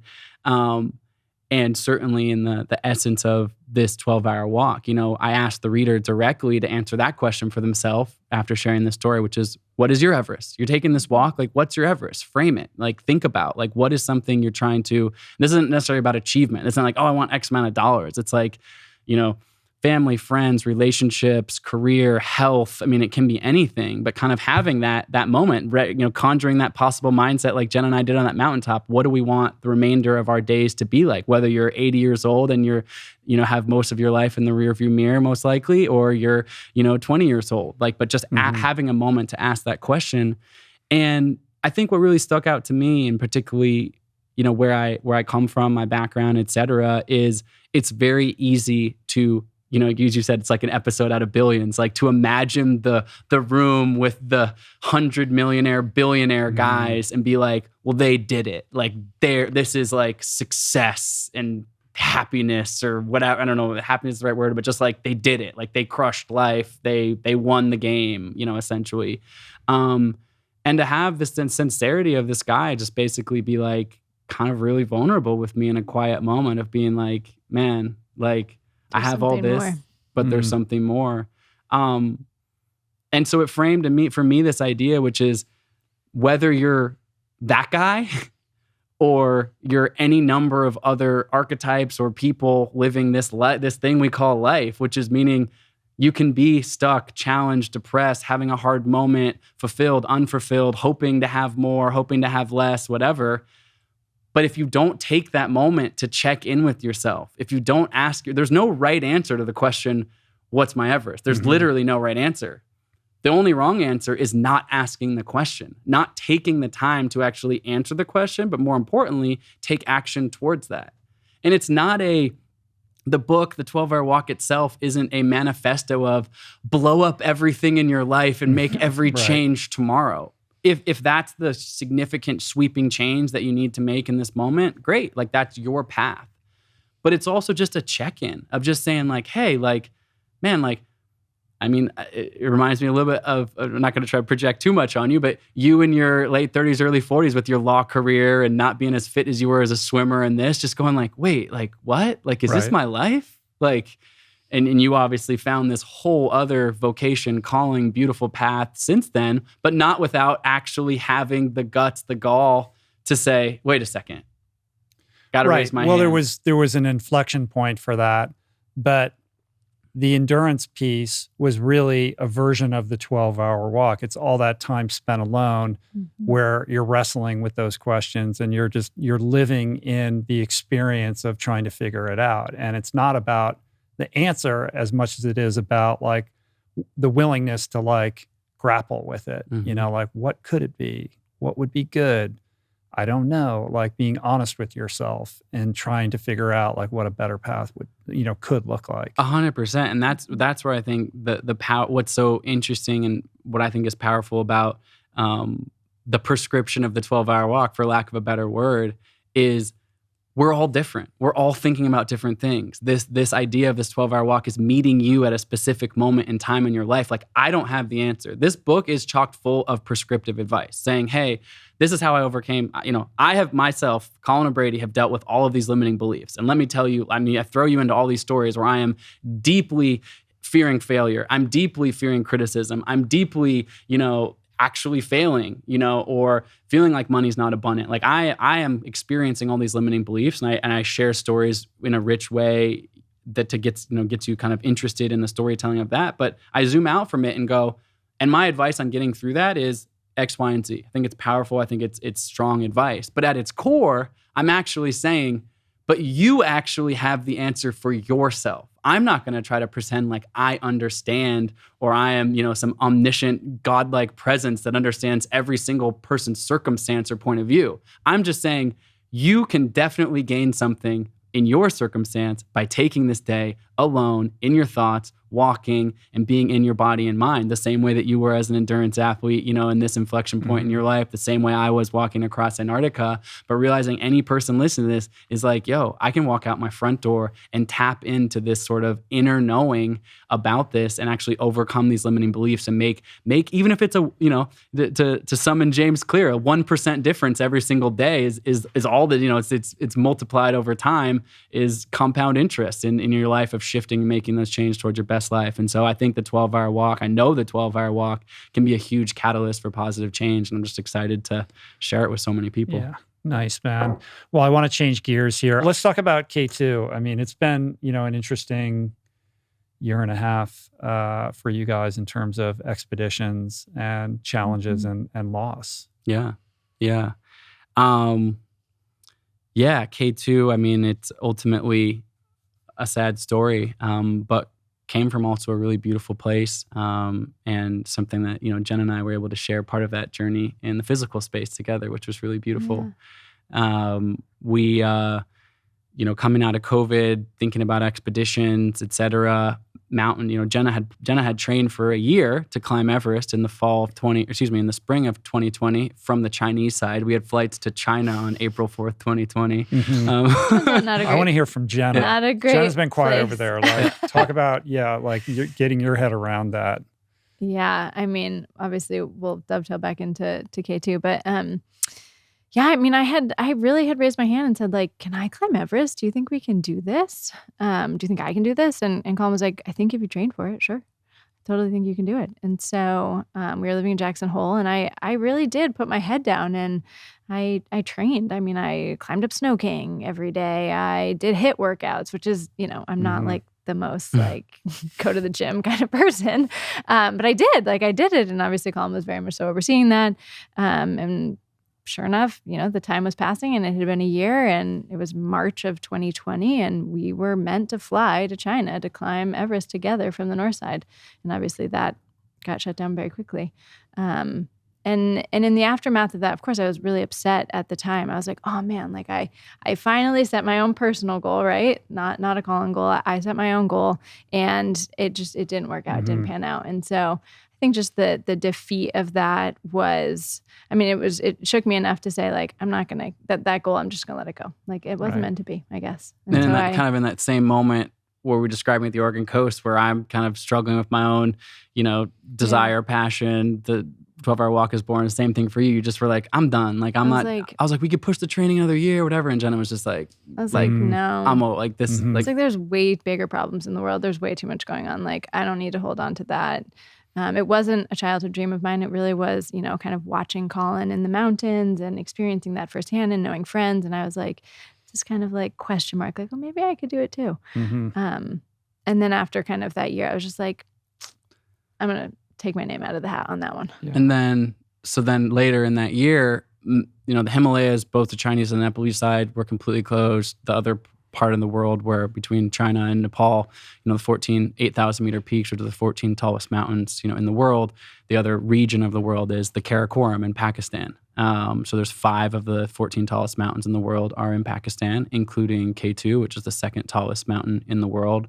A little bit shorter than Everest, not a lot, but significantly more dangerous, significantly more challenging technically, and the 14 8,000 meter peaks. Have you seen 14 Peak, the NIMS movie? I haven't watched it yet. Yeah, I can't believe I still haven't gotten around there because everyone says it's unbelievable. Yeah, it's great. And we NIMS is a part of this story as well on K2. But basically, the 14 8,000 meter peaks, for catching people who haven't seen that movie or don't know the context of that, those are the 14 tallest mountains in the world. And 8,000 meters is roughly 26,000 feet. And that is sort of what's known as the death zone, the altitude above which the human body is slowly dying. Even with supplemental oxygen, you really can't survive up there for very long. And the mountains have all been climbed in summer. They've all been climbed solo. They've all been climbed, kind of lots of different ways. But only 13 out of the 14 of them have been climbed in winter. So winter, of course, being much more challenging than summer.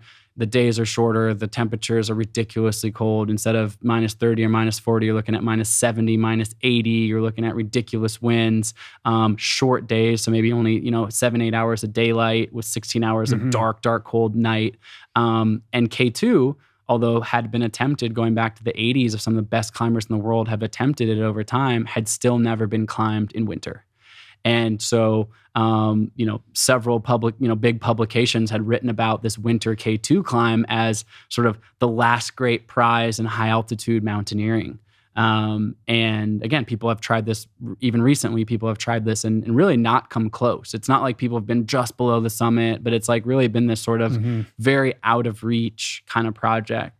And, I guess dovetailing off my personality or other things I've attempted, people having that out there, that carrot out there was definitely interesting to me. And it was also interesting timing, which ends up playing significantly into this entire story of K2, which is that people, since all these mountains have been closed for the better part of 2020, all these professional mountaineers around the world had been kind of stuck at home on the bench, right? And all of a sudden, Pakistan announces Pakistan will be open to international climbing tourism, this winter. Right. Everybody rushes in. And all of a sudden, K2 in winter, tons of winters, no one would be attempting it. And when someone did attempt, there might be 3 guys over there, or a group of Polish national team, 10 guys went over there in 2017. I might get the date wrong by a little bit, but it's not like there was lots of teams attempting this. If there ever was a team, it's a small team or one person, whatever. And all of a sudden, there were, how many? Not crazy number, but 15 plus somewhere between maybe 15 or 20 of the top climbers from around the world, from all around the world, and a strong Nepalese contingent. But guys from all over the world, from South America, from Europe, from all these different places. And what ended up ultimately happening for large part was this guy named Dawa, who's a Sherpa, really renowned climber, had the world record for the youngest person to climb the 14 8,000 meter peaks. And he's a businessman now, runs a logistics company. He basically realized all these people were kind of chomping at the bit to do this. And he was like, well, how about I set up the logistics to do this and everyone kind of comes under the same permit, meaning you're going to climb independently from one another once you're on the mountain. But it's hard to get to K2 in general, let alone in the middle of winter. You're talking about, 200 Balti porters carrying for, 100 miles on the longest glacier in the world, the Baltero Glacier, and really insane trek to get in there, lots of logistics and complicated. So long story short, most of us colluded and basically went under this one singular permit logistically, but still with the idea of climbing independently. So I went over there with my climbing partner, dear friend, longtime friend and climbing partner, a guy by the name of Dr. John, who I've known for years, who, if you follow Mike Posner on Instagram. He was Posner's guy. Yeah. And so I was friends with Posner. I introduced Posner to Dr. John. They became, dear friends and practically brothers at this point. And Dr. John helped train Posner for Everest, which was super cool. And then in that vein, I really wanted, and Jenna wanted to come to K2 and to come to K2 base camp. Obviously not climb the mountain, but come to the base camp. The trek into K2, I'd never been to Karakoram, but it's just one of those places, at least for me, that for forever I'd have oh, you think the Himalayas are amazing? You think the Alps are amazing? Wait till you see the Karakoram. It's just on another level. And so we realized that we could trek in together, particularly if Posner came as well, because then Posner and Jenna could exit together in the middle of winter. So anyways, we get on a tangent there, but basically we all trek in, the 4 of us, me, Dr. John, Posner, and Jenna all trek into K2 base camp to begin this expedition. This is Christmas, New Year's Eve 2020, going into 2021. Yeah. And this was part of Posner's training for Everest. Yeah. Yeah, exactly. So John said, hey, this is a great training for you. High altitude, you've never been in an expedition environment. You'll meet some of the the best climbers in the world and just be able to kind of riff with them. And, Posner's got infectious personality and been on the pod a couple of times and dear friend of ours and just an amazing human. So, he's singing songs and, hanging out. All those videos of him entertaining the Sherpas and, it's unbelievable. Well, special. As a quick aside, So we go and climb. We get to K2 base camp, only spend a couple days there, and then John and I go up the mountain. We'll get into the climb itself. But it's a funny aside, which is then Jenna and Posner leave. Pose and I and one other guy leave with a bunch of Balti porters who are bringing stuff out. And I mean, it's winter. This is the coldest environment I have ever been in. This was not like Chicago cold in the middle of winter, like frigid. Minus 30. I mean, I have not been minus to the 30, center minus of 40. Antarctica. Yeah, I mean, just really like bone chilling cold. I'll never forget it. Base camp's at 16,000 feet. Mm-hmm. Yeah. And it's a week. Yeah. It's a week each way. It's a week each way. It's a long trek. Yeah. And so Pose and I and another guy named Jerry are trekking out. And again, it's not like it's set up like, oh, there's huts along the way or anything. There's like makeshift little tents, and there's maybe 6 Balti porters with us as well who are like cooking up over, a little kerosene. We called it fire in a can. Like it was really primitive on the way out. And, it's high altitude. People are coughing a little bit, and we're not really thinking so much of it because it's so cold. We're just trying to stay warm and keep moving. And Pose and I got so sick. And as you can imagine what time of year this is, winter, but also like in the middle of COVID. Before vaccines. And technically we didn't test positive for COVID, but again, who knows what the Pakistan testing was like at that time.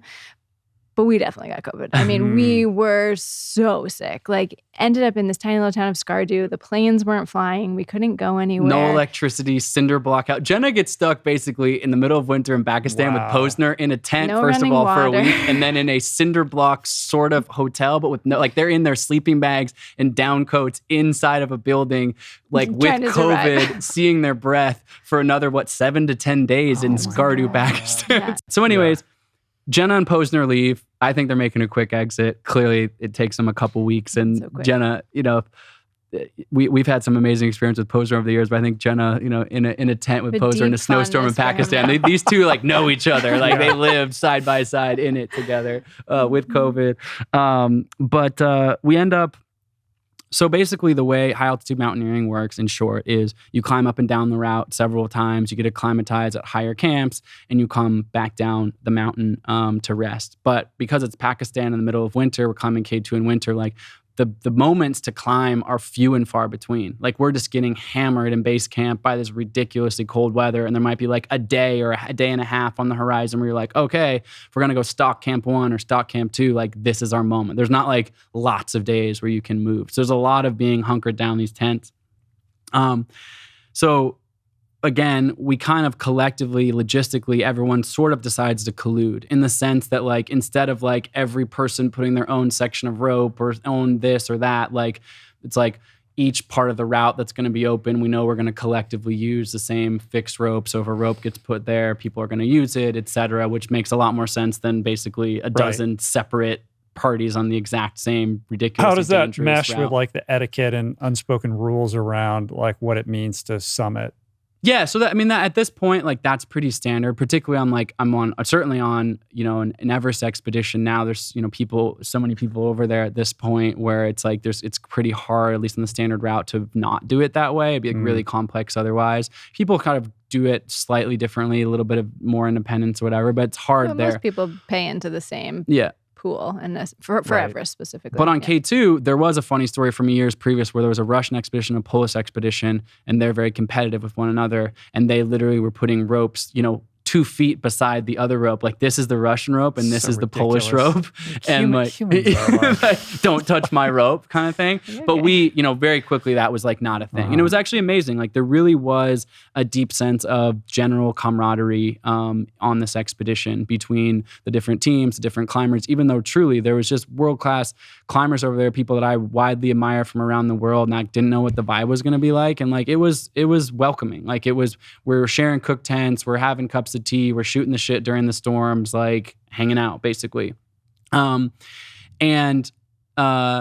Nims, who's obviously famous from the 14 Peaks, world record that he set in 2017, 18, right? 18. 2018. Yeah. 2018. And he brings his same crew of guys that worked with him that that he hired to help him out with the other project. Some of the most incredible climbers in the world. Mingma David Sherpa, Mingma Tenzing. Like so many of these guys are just like such amazing humans, but also just incredible climbers. Yeah. And so they're all over there, and mad respect to them. They were pre-acclimatized when they got there. They got there a few days before us on the track, but were acclimatized from being at the high altitude in Nepal. And then they just pushed really hard in the first couple of weeks. We all thought like this expedition is going to take 2 or 3 months for sure. We get there, Pose and Jenna leave the 1st of January. And on January 12th, I think it is, John and I are going up on a rotation up the mountain to get to Camp 1, maybe sleep a night at Camp 2. And I'm up at Camp 1.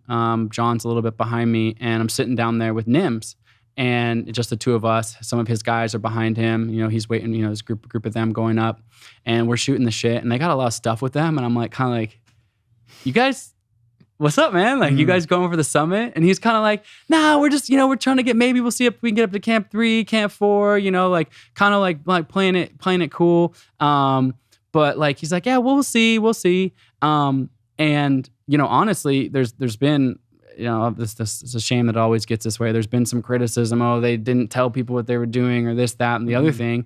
But like my take on their whole situation is like mad respect. Like they pushed it. They were there early. There was a small weather window, and they took some significant risk. And ultimately, there was a couple other Nepalese teams that they colluded with, Mingma Ji, who's a world-class, amazing climber. But these guys, of course, they have historically, the Nepalese Sherpa, Nims isn't a Sherpa, but the rest of them are Sherpas, they have historically been a part of other people's expeditions. Right. So the Europeans get all this glory. They're always behind the person. Right.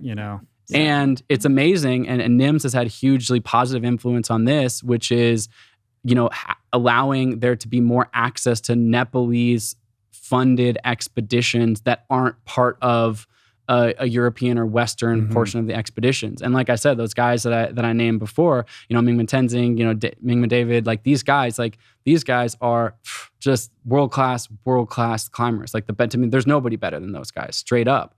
And they went for it. And on January 16th, a team of 10 Nepalese, so 6 on Nims's team, 3 on Mingma Jin's team, and 1 on a separate team, Sona Sherpa, they all made the summit of K2 and claimed the quote unquote the last great prize in mountaineering. And that it was, made headlines across the world. Yeah, I think Skolnick wrote I think Skolnick did a New York Times piece on it.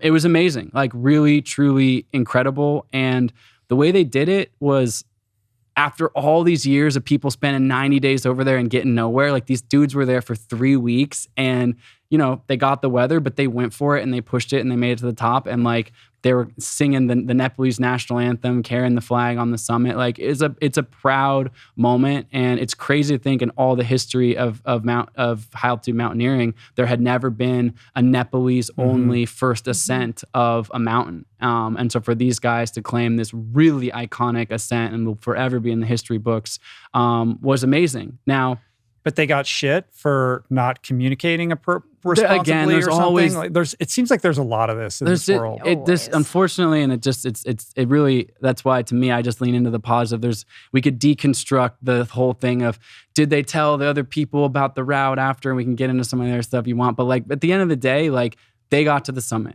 January 16th, 2021, 10 Nepalese summited K2 and became the world first in this ridiculously dangerous, obscenely hard climb. And in the middle, dead of winter, like they did it. No one can ever take that away from them. And like, I'm certainly not going to sit here and cast stones. Like they did an incredible job. Now, John and I are on the mountain at this point because we had spent a night at Camp 2 acclimatizing. We were in no position to climb.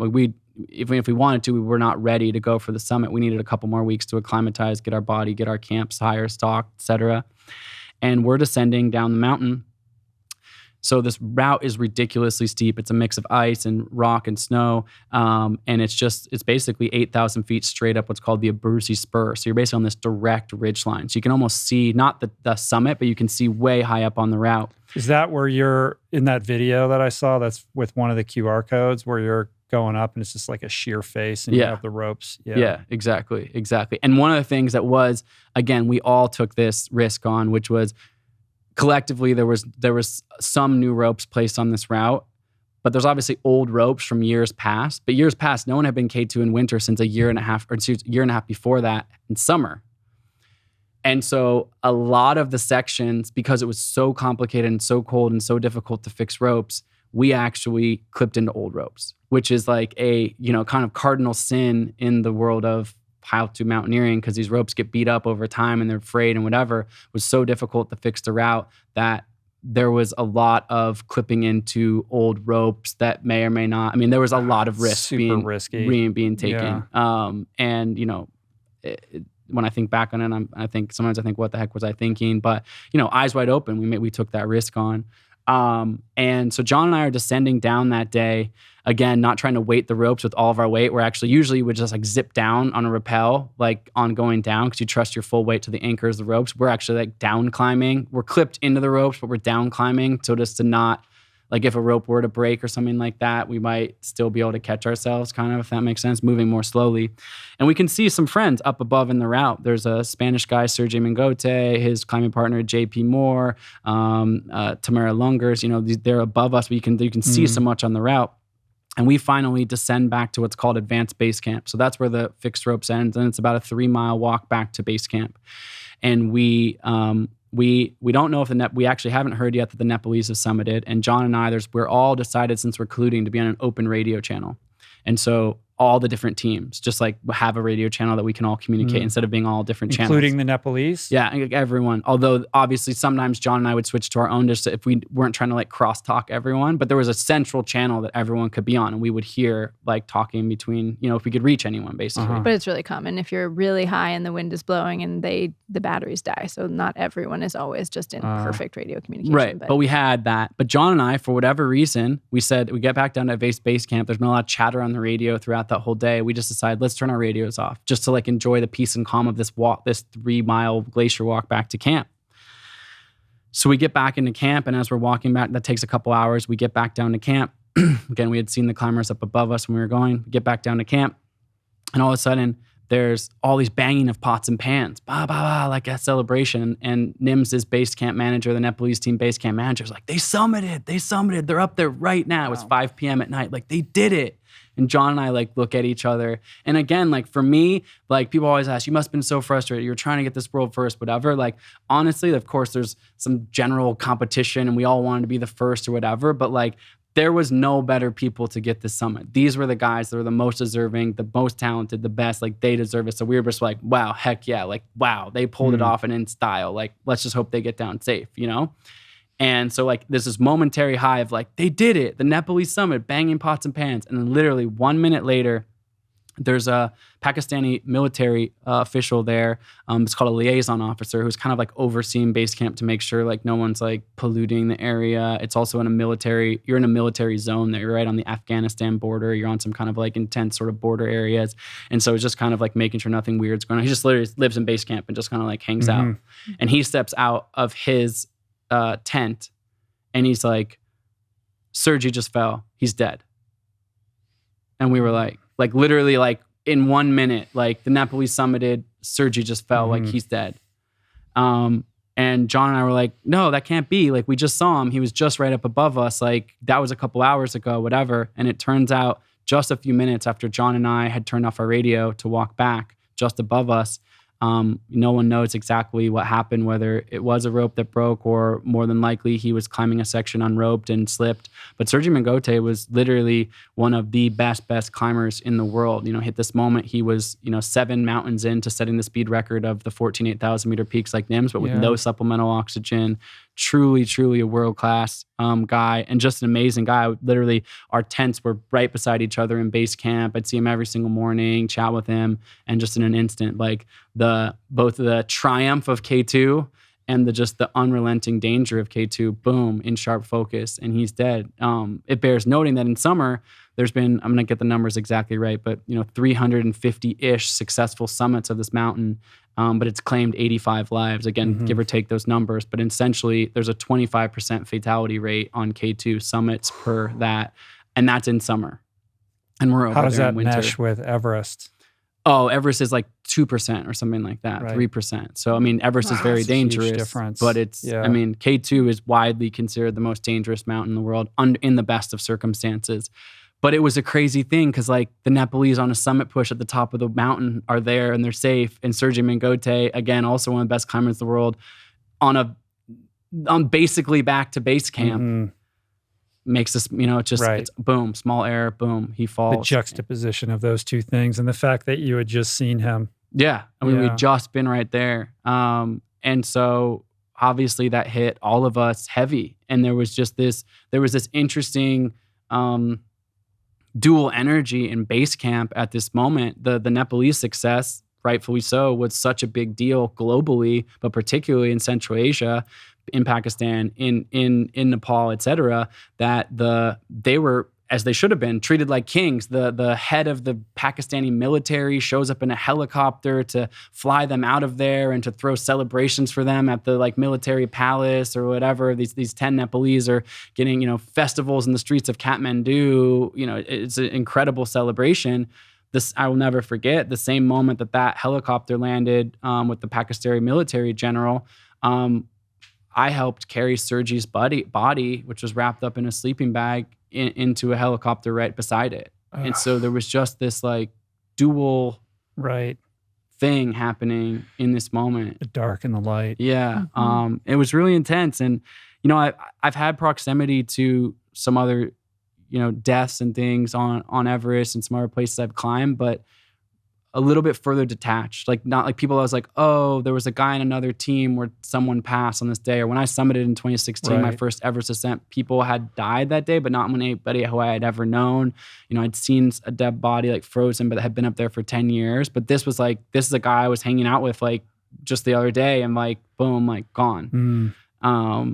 And there was definitely a question in that moment, is this expedition over? Like the world first is gone. And Sergey just died, but we had only been there for 3 weeks and we'd all planned to be there for 3 months, like the whole winter, basically.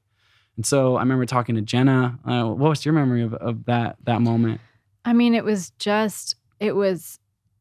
because the media was obviously showcasing so much about the celebration and the accomplishment, which of course should have been like the focus, right?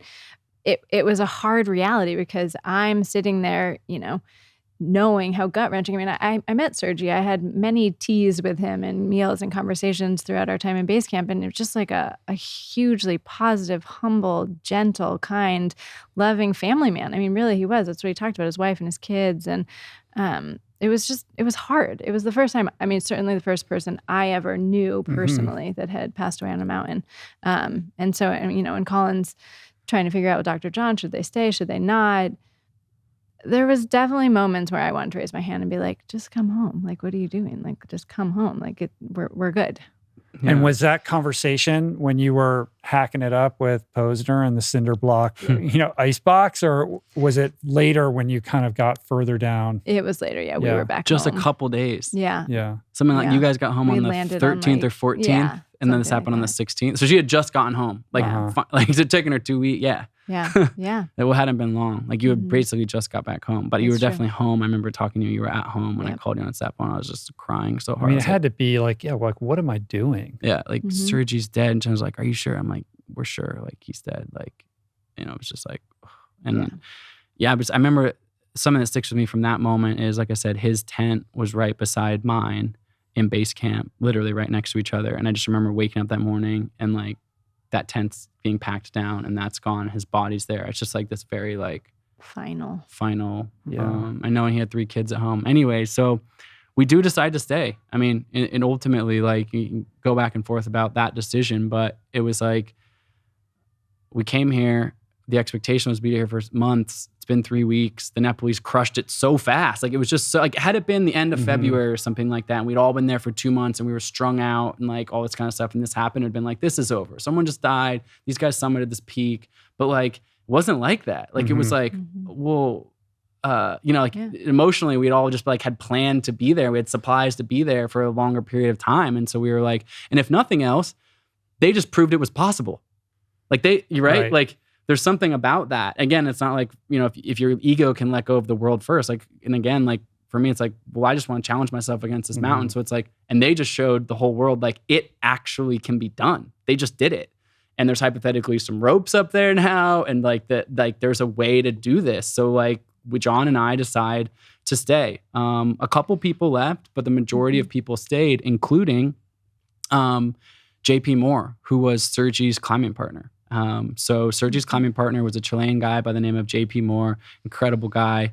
And I remember giving him a hug as we were loading that body in the helicopter.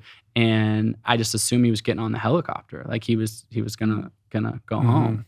And he's like, I think I'm gonna stay. I'm gonna summit this mountain for Sergi. JP was also as was Sergi, one of the purest climbers in the high altitude mountaineering world, which is they were sharing the ropes with everyone else. But other than that, they were using no porter support. No one else was carrying anything for them ever, even on the lower part of the mountain. He was using no supplemental oxygen, like the purest of pure. And he had done Everest Lhotse without supplemental oxygen. Yeah, he had a record for Everest Lhotse of supplemental oxygen. He has this incredible climb of Annapurna without supplemental oxygen, which is that and K2 are like kind of in parity for ridiculously, stupidly dangerous, risk-taking mountains. And what ends up happening is after this, there's a 2 or 3 week long storm. And we get like really hunkered down in base camp, like can't move kind of thing, like just getting blasted day in and day out. Just sit in these tents for just like getting 12 hours. Yeah. Just sit there all day long. freezing all day long, like drinking tea. Like, just like literally. And what ended up happening is that it's like a nightmare. JP decides to team up with this. No part of this, by the way. So. Really uncomfortable. It's extremely uncomfortable. And there's, every morning the ice is like caked on the inside of your tent from your breath, freezing it. And then so you sit up in this ice, it's -30 and the ice just drops on your head inside of your like clothes. And that's at base camp. So the base camp of K2 in winter was the equivalent temperature, -30, -40, of what the summit of Everest normally is on a summit day in the summer. So that's just, instead of usually you're tapping into that for a few hours on a summit push or something like that. This is day in, day out at base camp, let alone looking at, like, we're seeing weather forecasts like, 150 mile per hour winds, -120 wind chill, like stuff like that. We're like watching the weather. It's just like icicle. Yeah, it's like that's a no-go. That's a no-go. And we see it start trending back towards, it's only -70. We might be able to go for it. And it's early February. And we had done actually spent a ton of time, Dr. John had spent a ton of time with JP because we actually kind of combined into one dining tent during this long wait when Sergi had passed away. And so we had spent a lot of time with him over those couple of weeks. And a bunch of the other climbers were in a different dining tent. Not that we didn't see people. We spent like a ton of time, 15 hours a day in this tent with JP and this woman, Tamara, who her climbing partner had left. And so the two of them decided to team up to climb in Sergi's honor. So the weather window is approaching, and the same thing, of course, everyone's looking at the same weather. So everyone's thinking like, well, if we're going to go, this is it. Again, not climbing together, not like, we're going to leave at the same time and this, but it's like pretty obvious. Like, I'm going to go on this day, you're going to go on this day. Like, that's the way it's going to work out. And a couple of climbers who didn't feel as physically strong left on February 2nd to go to Camp 1 for the night. But John and I decided to kind of save our energy and to leave on the morning of February 3rd and climb directly to Camp 2. So there's usually 4 camps on Cape 2 above Advanced Base Camp. But we all, including following the Nepalese lead, they didn't use a Camp 4. So they summited from Camp 3, meaning a way longer summit push. And we were like, well, this weather window is so short. It's middle of winter. This is probably too hard to set up Camp 4. So let's, use their blueprint now and only use where Camp 3 is and then try to do a long push from there. So we're analyzing all the weather, and John and I think, okay, let's climb directly to Camp 2, sleep there on the 3rd of February, go to Camp 3 on the 4th, and then the morning of the 5th was supposed to be like this clearing window. And like I said, clearing as in it's -60 with 15 mile per hour winds for like half a day before it just, 100 mile per hour winds again. 3 push to summit. Yeah, exactly. And so we're leaving. We middle of the night, we're climbing. I remember right after we leave base camp, a couple climbers pass us. A guy named Ali Sabhara, who's like the Michael Jordan of Pakistan. He's like just a legendary climber in Pakistan. He has a first ascent of Nanga Parbat in winter, which was one of the first winter ascents that he did. And an Icelandic guy named John Snorri and his son Sajid, they pass us on the lower mountain. And John and I are just kind of plodding away. And we get up just above advanced base camp. We're just clipped into the ropes. We're only like maybe 200 feet really up onto the route. It's like starting to get steep, but it's the very beginning of the route. And Dr. John looks over at me. He's been climbing in front of me. I've been behind him by, 10 feet or something like that. And he looks back at me and he's got a tear in his eyes. And he's like, I'm turning around, man. And I was like, what? Like, what? And he's like, there's just like an intuition that he says to me straight point blank, he says, if I keep going, I feel like I'm going to die up there. Like, I need to turn around. And it was a very arresting moment, of course. But John and I, actually, Jenna facilitated a conversation in Moab, actually, because we had been in Moab where we had been living for that period of time. And that's what you said to us. You said, let's have... Yeah, so John lives in Colorado, and he came out to Moab to visit. And this was at the time when Colin was thinking about doing this project. And I really wanted Colin to climb with someone who he felt really comfortable with, who he knew, who he was familiar with as a climbing partner, that they could both entrust in each other and trust in each other's individual decision-making. And so the first person that popped in my mind was Dr. John. So Dr. John came out and kind of just sat down with Colin and John and just said, hey, like, I want to hear from both of you individually how you're thinking about this. John, if you're interested, how we would go about making decisions. And it was a beautiful conversation around, if either one of them at any point in time felt like it wasn't the right decision to keep going, they could leave the expedition, no harm, no foul, and it would be on the other person to decide if they wanted to choose to keep going. And one of the things that was important that you said to us is Jenna really sit us both down and said, let's have all of the conversations about all the scenarios right now at sea level, not in the heat of the moment. And whatever decision we decide here, whatever happens up on the mountain, we're going to know that we thought about this with completely lucid, clear minds. And I could remind them from sea level what the decision was. Yeah. Right. And then there's sort of the intellectual exercise of doing that versus the reality of being in that moment. And the pressure and you the thinking, stakes. well, you're just afraid right now. We can push through. Right. Like what is the difference between that gut instinct that's telling you this is wrong, I need to back out, versus like, well, this is a little scary, but like, let's just keep going, and overcome that fear. Totally. And I think, I think that, knowing where that line is, and we both knew how dangerous this mountain was. Even before Sergi passed, we were like, this is a massive risk. Just going over there, like, we're risking our lives, like, for sure. And there have been a lot of rock fall. Like, I've been hit, we've both gotten hit by rocks. Another climber got hit in the head by the rocks and split open like a huge like gash on his face. Like, there's rocks. Like, literally, it sounds like, dude, it's all bad. Yeah, it's just a bad, like, it's literally flying past our head. We'd be like, we'd yell at each other, rock, we like jump out of the way, and it, like, I'm a drone flying past our head like a rock, like, and that would happen 50 times a day, kind of thing. I mean, there's rocks. I mean, it was very dangerous. And so when John looked at me with this tear in his eyes, I went right back to this moment in Moab where it was like, we looked at each other as brothers and said, this is not the moment on this mountain to say, come on, man, suck it up, like, whatever. It was just like, it was heart-wrenching.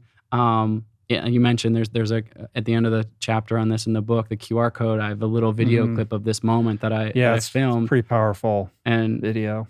I'm crying. But he says to me, he says, Colin, like, dude, I've been watching you for the last 6 weeks. Like, you're on form right now. He's just like, you're climbing, like, he's like, objectively, friend to friend, like, you're climbing very well right now. If you feel like you can go emotionally, like, you're ready, like, you can do this. So he was not trying to get me to back off. He was just saying, like, something's not right for me, man, but I'm watching you, and, like, you seem like you can do this. Like, if you want to go for it, like, go for it. Like, I support you, like, 100%, like, go for it. And it's so cold. It's so freaking cold. You stand still for 5 minutes and your fingers and toes start to freeze. So it's not like, hey, let's sit here and discuss this for an hour. It's like, within a few minutes, John's headed back down and I've decided to keep climbing up because you can't stand there and like debate it for into the ground. And I'm alone on the mountain. Everyone else had left before, so I'm the lowest person on the mountain at this point. And John and I had been climbing with two Sherpas, one by the name of Ming Temba and one by the name of, Lakpa Temba and Ming Temba. And they had been a little bit higher on the mountain. So I got on the radio with them and I said, hey, John's turning around. I'm still going to come up. They're like, okay, we're near Camp 2. We'll wait for you here and we'll see you up here when you get there. And so I end up in Camp 2 sharing a tent with Ming Temba and Lok Batemba, who have been high on the mountain. And, I get into bed. It's camp 2 that night, and I'm tired and afraid and all the things, but also kind of like, okay, like I am feeling good. Like I'm feeling great. So I wake up the following morning and leave camp 2. And I'm chatting with Ming Temba and Lok Batemba, and I'm just like, all right, well, let's all meet up at camp 3. I'm thinking we're gonna climb together or whatever, but I'm just gonna head off now. And so I start climbing, and the next 6 hours, like quite honestly, between camp 2 and camp 3 is the most dangerous part, or arguably the most dangerous part of the entire route. It's this part called the Black Pyramid. There's another part called the Bottleneck near the summit that's also very dangerous. But the Black Pyramid is probably the most technically complicated part of the mountain. It's called mixed climbing. So it's tons of rock, exposed rock, huge exposure, 8,000 feet, ice, snow, rock fall. It's just a complex kind of section, and very, very steep and direct given how high you are. You're at 3,000, 24,000 feet at this point. And I had the best day of climbing of my entire life, like just purely flow state, tapped in, just feeling it. Like everything felt effortless. I felt smooth. I felt strong. And I end up kind of just getting into my own rhythm. I passed JP and Tamara, who had been a little bit higher where they were camping. And I end up being all alone in the Black Pyramid by myself, climbing up on K2 in winter, and there's no one else above me on the mountain. So I'm completely alone up there. And I'm feeling great, honestly. I actually can't remember a time on a mountain anyways. I can remember a time in Antarctica tapping into the same sort of essence, but like on a mountain, it's like just felt in rhythm. The fear wasn't there. Following some of the fixed ropes that had been laid, as well as some of these older ropes, scooped it into, but just like was in it. And end up like way high up on the mountain, approaching where I think camp 3 is, but I've never been to camp 3 before at this point. Camp 2 is my highest on the acclimatization. So I was on a new part of the mountain that I hadn't seen before. And all of a sudden the fixed rope that had been placed with anchors, all of a sudden it just disappears. Like it's buried under the ground, and someone's think, oh, it's snow drift. I need to try to dig it out or something like that. But I can't find like where the next section of the route goes. And there's crevasses everywhere. And when you're alone and you're not roped together, you're not on a fixed rope, like being alone on a glacier is super dangerous for the express reason of like, usually you're roped to a partner. Mm-hmm. So if you were to fall into a crevasse, someone else can like pull you out. So walking around on a crevasse part of a mountain, any mountain, let alone 23,000, 24,000 feet on K2 in winter by yourself is just like a fucking terrible idea. Yeah. Like just all-time bad idea. And so, I kind of like, what should I do? I don't think I can sit here for that long because it's so cold, but I don't really have anything else I can do. And so I just sit down. And I think, okay, I've got my radio, I've got my sat phone. Like, let me try to get in contact. John's back in base camp at this point. So I pull up my radio to call Dr. John, and all of a sudden the wind hits my radio. Boom, it goes blank. Radio's dead. Oh shit. Ooh. And then I send this text, or I have this, so I have my sat phone. I try to get on my sat phone and to call Jenna. Mm-hmm. And sat phone, same thing, in the wind, it's dead. And the last thing I have is this it's called a Garmin InReach, which can like send these like just like basic text message like type of thing. And I get this cryptic text. And it says, I'm all alone up here. I don't know where anyone is. And I was planning to send like 5 follow-ups to that. That goes out to Jenna. And then it dies. Oh. I'm like, okay, like where do you think you are? Pick up your radio, call John, call anyone. So no replies. So I'm like freaking out. Oh my God. Like, what is happening? Where? I have no idea where. I mean, I can see. So different than Everest, the satellite tracker actually tracks pretty accurately. Mm-hmm. On K2, for whatever reason, I don't know if it's the mountains in the way or something, but the tracker was pinging all over the place. So I was like, I actually don't even know where he is. And it looks like I might be over here, I might be over there. Now I'm not responding. The last text she gets from me is, she can see, because it geolocates when you send a text out, it like gives you a lat longe position. So she can see that position, but it's me like somewhere-ish on the route saying, I'm all alone. I don't know where anyone is. I'm this like.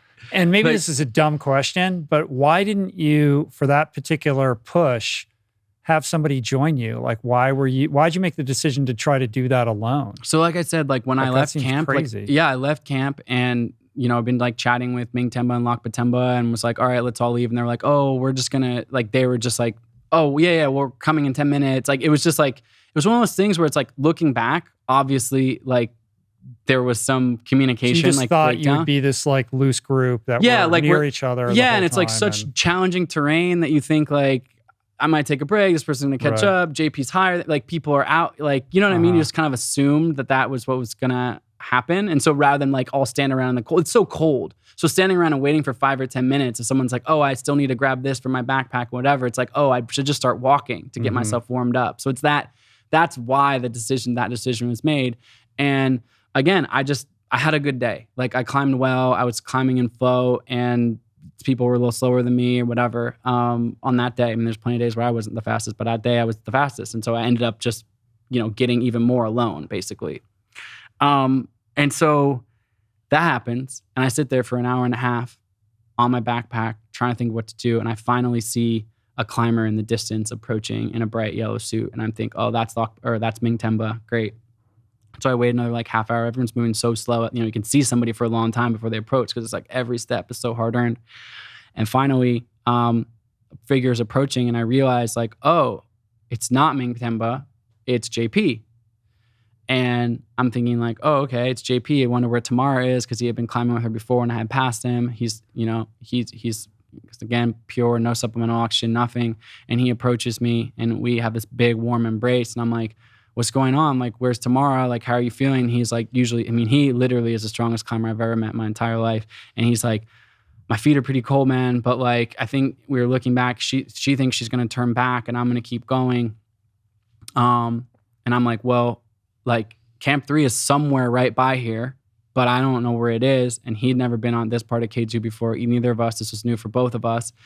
And he's like, well, I guess we need to climb this section unroped. Like we need to like climb this unroped or maybe we can figure something out. But he was just like super determined and a credit where credit's due. Like I was kind of stopping my tracks, having another partner. It's like, well, we could rope together. We could do something here that's a little bit, basically a little bit safer. But it was like, all right, like we're going to be stepping on the edge. And, again, to fast forward the story, but basically me, him, and then Lok Batemba, Ming Temba caught up to us not that long after that. And a Slovenian guy named Tomas Rotar, all of us over the next 30 minutes or an hour, something like that, time's a little bit wishy-washy in my brain on that moment, climbed through this section unroped and through these glaciers to reach, which is just consequential. I mean, it's high consequence. Every step is like high consequence. If you slip there, no rope, like you're flying down 8,000 feet, like fall into a crevasse, you're in a bad spot. But we think Camp 3 is pretty close. And it turns out it's only about 100 vertical feet from where we'd been. So like we get up over this next little sort of plateau and it's like, oh, wow, like that's where it was. So I was sitting just below Camp 2 or Camp 3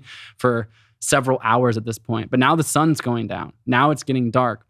And my whole point was like, I want to get to Camp 3, get inside my tent, melt some water. I'm going to put on dry socks and really just resting for like 3 or 4 hours. And then we're going to climb through the night from Camp 3 all the way to the summit push. It's a way station. It's not like Camp 3 set up, have a nice long sleep or anything like that. It's just like a reset. It's almost like think about it like an aid station or something like that. And like an ultra event, like you're like, I'm going to be here for a few hours, make sure all my gear is tightened up. I have the bare bones that I need. And that's where we're going to go. So we get inside our tent. JP has this tiny little, like basically a 1-man tent. You can barely fit 2 people inside of it there. We have a 3-man tent, still very small. We get inside and the sun's setting and we're thinking, well, other climbers, some of the people weren't quite as strong. They must have turned around. Because it's dark now and we're trying to summit that night and we're coming from Camp 3. We're thinking like, well, they must have turned around. The one other person that was there at this point was Ali Sebpara, this Pakistani guy that I mentioned before, and he had been climbing this Icelandic guy, and he goes, my son and John Snorri, they're not far behind. And we're thinking these guys were super strong too. So we're like, okay, they're coming. But there must surely, these 10 other people that have been climbing some point in the Black Pyramid when it got dark have turned around. Like they're turned around for sure. And then as we're trying to get the stove lit and trying to get things going, I start hearing voices outside and I'm like, what? Wow, are other people arriving? Crazy. Like they're still pushing for it. Like I was just like really surprised because it just seemed like the margin of error at this point had like got expired kind of, if you were still out there climbing. And then I hear this kind of this rustling and people being like, shit, what? Do you have the tent? Wait, look in your bag. Look in my bag. And it turned out about 10 people arrived, and there was confusion over who was carrying their various tents. And it turns out they have no tents. Oof. It's dark. There were 24,000 feet on K2 in winter, and there's 10 people now outside with no tents. Oh my God. How does that happen? Like, I mean, do a postmortem, and like I said, it's just like not really in this. Like, I haven't talked about. I wrote a chapter about this on the book, but in the year plus after this, like I've really not spoken publicly much about this whole situation because it's just been such a heartbreaker for me. I think I'm finally ready to kind of talk about it a little bit more, but they made a mistake. I mean, there's point fingers at a million different people, but the long story short is they arrived at Camp 3 with no tents. No tents. So a guy pops his head into my tent and he's like, hey man, like we're out here, like we have no tents, like can we come inside? And like, well, of course I'm not gonna like let these guys like freeze like out there in these tents like by themselves. And so I let as many people as can fit into my tent. And before I know it, there's 7 people inside of my tent. 7 people in a 3-man tent. 3-man tent's really a 2-man tent. Yeah. Yeah, they're very liberal with like, how many people can get in these tents. Especially with all the gear. Yeah, so you have this huge gear, backpacks, like ice axe. I mean, the whole deal. And all of a sudden, there's 7 people inside my tent, and I am in like a fetal position. And I can't even get down to my boots to unzip my boots to put on dry socks. We're having a hard time. Like there's not enough stoves, not enough water. Like it's just like the wheels are like falling off. And then the other tent across from me was Ali Subhara's tent. He had been in my tent waiting for John Snorri, but their tent had arrived and the same thing happened. So now there's our 2 tents. And that was like a 2-person tent, right? So JP's was even smaller. There's 3 tents now. There's JP's like tiny. Like it's like basically like a mummy sack little tent. And Tamara ends up coming and joining him. Then there's this other tent, the 2 3-man tents, basically. Now each of them have 6, 7 people like inside of them. I'd have to think really hard to get the exact, but 7-ish. 7. There's almost 8 in mine because there's like 7 in mine. Then like one guy sitting in the vestibule on the snow, but at least a little bit out of the wind. Like it's like dire situation. And I get on the radio, so I warm my radio back up inside my tent on the stove. I warm the battery back up and I can get it working again. And I call down to John and explain the situation. And John, I mean, I love that guy. He's one of my, he's my soul family. But he has this like calm demeanor. Like he's just a very calm, optimistic, positive guy. And I'm like, bro, this is fucked. Like this is a bad situation. He's like, Colin, I know you're going through a tough spot, but like he's just like really trying to calm me down. Like he's like, you still have a shot to go for the summit. Like the weather's gonna hold, but you need to leave soon. Like, and I'm like, I don't think you know how bad this is. Then I went on the open channel on the radio, and I said, this is a bad situation. Like people are going to die out here. I think people are going to die out here. I'm saying this. I know that everyone like can hear me. Like people are up here without tents. Like I'm like, this is a bad deal. And please tell me you called Jenna. Yeah. Leaving Jenna hanging with that text message. Well, I didn't hear from him right away, but I did reach out to John. So John was back in base camp, and I was like, John, you got to get some information. Like I'm at the end of the road right now. Like this is not good. I need some calm. And luckily he is exactly as Colin described, like very calming and very reassuring. And he had heard from Colin on the radio. So I still hadn't heard from Colin at this point until just after this. Yeah. And so I did, I reached out to Jenna on the sat phone in this moment as well. So I got that back and going. And like I said, I've been yelling and through this radio. Like I was like, this is a bad deal. It was a weird thing because it's like, of course, there's not a 1% of me that was like, leave these guys outside. They messed up. Like, of course, I mean, that's just like common human ethic. Like, of course you need to be coming inside. But it's also clear, it's very obvious that 8 people crammed in my tent before I'm trying to put a summit push together for K2 in winter is like the worst case scenario in terms of my own preparation. Like no rest, no sleep, not proper hydration, not like all the things that I had like planned to do were like very things difficult. Are not lining up optimally. Yeah. No. And so I called to Jenna. I mean, I called to Jenna. And I don't know, interesting to hear. Tell me what you remember from that moment. Yeah, I mean, he sounded distressed, like quite distressed. And I asked him where he was. So I actually at this point knew that he was at Camp 3 in a tent. But my memory, I just remember you saying, I mean, you were upset, crying. And And you just said, I am trying to make a decision on if I should continue going up or not, or if I should call it and stop here. And, Colin calls me in a lot of critical moments on Everest in different situations and asks me for my opinion. And in this specific instance, I really didn't have a good read on the situation. Like that last cryptic text message was the last I'd heard from him. I couldn't communicate fluidly with anyone on the mountain. And I really didn't have like a gut feeling. I was just, I felt kind of like removed from the situation, which in other situations I felt very connected and very intuitively tapped in. And this, I didn't really know. And so I think I said, Colin, I don't have a good read on this one. And I trust you and I need you to make this decision. And now is the time. Like the time had been ticking on and I knew what the projected departure time was if he was going to actually make a summit attempt. And it was ticking on and it was beyond the time at which he needed to have gone. You were basically saying, remember you said, trust your intuition, but you also said, but whatever you need to do, you actually need to make a decision right now. Like you're going to miss, you're going to walk into a storm if you like don't leave soon, basically. Yeah. And I think in more of like a heightened way, I was like, make the decision now, like make the call. Like I need you to actually make this call. Like I can't see what you're seeing right now. But one thing that's interesting, reflecting just when you said we've had these other intense moments, there's like 5 other calls that like went into my head. Like the first day in Antarctica, that moment in Antarctica with the food, my first Everest descent when I got caught out in a massive storm. Like I have called Jenna from some really rough spots. And most of the time, if not every other time, she has helped me, reminded me like, you're the guy who does hard things. Like you can do this, like go inside of yourself, tap into your inner strength. Power me. She has pushed me in environments that are implicitly risky and challenging. Like she hasn't been like No, I definitely am not the one who always Had you says, ever "Come home." told him like, no, you need to pull the plug, like definitively, like that's my gut?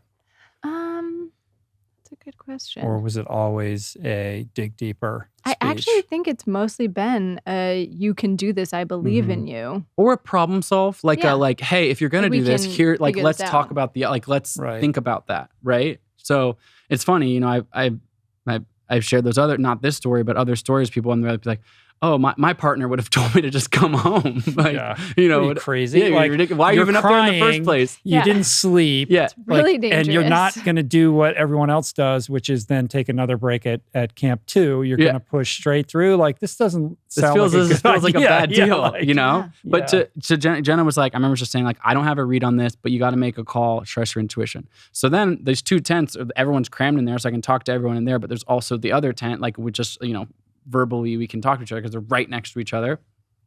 And I'm kind of thinking like, what's everyone doing? Kind of taking the temperature check of everyone. And there's a collective, like, we're going for it. Like for the most part. There was a couple people, but like most people were like, oh yeah, this is fine. This isn't that big of a deal. We weren't really going to sleep here anyways. Like just all the justifications why this with no tents at Camp 3, like wasn't really still made sense. That significant in K2 in winter.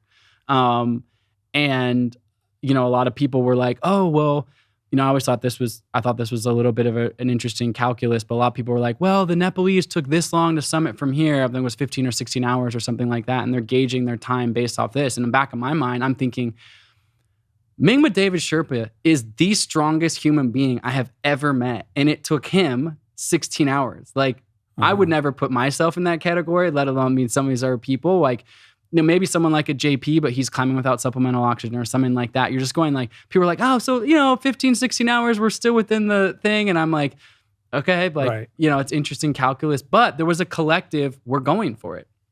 And Ali Sapara, someone who, again, I've really admired from a long time from afar and then became friends on this trip. He'd summited Nanga Parbat in winter, first ascent. I was talking with him, was like, what's your guys' call? Like I kind of was tuning everyone else out, but like this guy, like dialed of all dialed, has made a first ascent in winter in Pakistan. Like, what's your read on this? And he was like, dude, we're going. Like, we are for sure going. Colin, climb with us. Like, we're gonna make the summit, man. Like, you got here before all of us. You're climbing so strong. Like, let's go. And he's just saying this. He's like a most cheery, optimistic, smiling, like joy-filled human. And even in this intense moment, like this joy was infectious. Like just kind of like, he's like, this, I know this feels bad, but the expeditions, they always get hard at some point. And this is the moment where you got to kind of like push through. And I end up closing my eyes. I'm going like, okay, I got to make this decision. I got to make it soon, but I got to check in with myself. And I'm lying in a fetal position, basically crammed in the edge of my tent. I close my eyes, and I don't really know how long I closed the eyes for, but it was a significant period of time, at least from memory.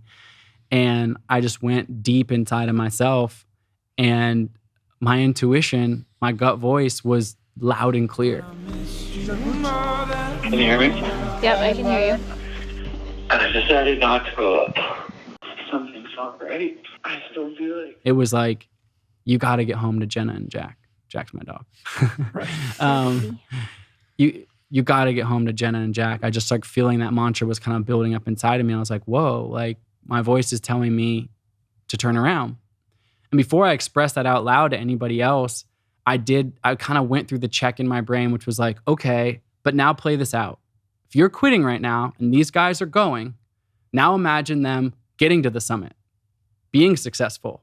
And we're all going to be back down in base camp like 3 days later. It was an ego check. And you're the only one pulling out, right, as opposed to a split in the group. Right. Like going like, I literally did this. I like actually visualized in this kind of meditative, whatever, deep moment, looking inward moment, looked inside on myself, and I was like, well, of course you want everyone to be safe here. You want everyone to succeed. I'm not, it's not my personality to like cheer against somebody's like whatever, especially the stakes being so high. So I'm like, okay, so picture that.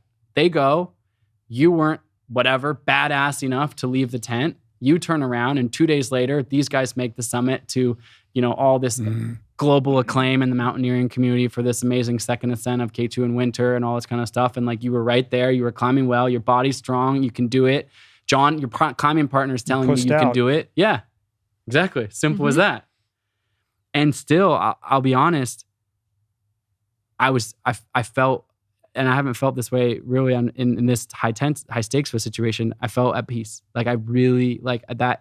There was actually this full relaxation of my muscles and my being in this fetal position where I just went like, like I feel like I could breathe for the first time. I was like, I'm not going. And I say to the other guys there, I say to Ali, I said, I'm not going. And no one tried, there'd been a little bit of like, come on, man, like, let's go, whatever. But once they knew, like, I was like, I'm not going. And they were like, all right, like, well, we're leaving. Like, we're going.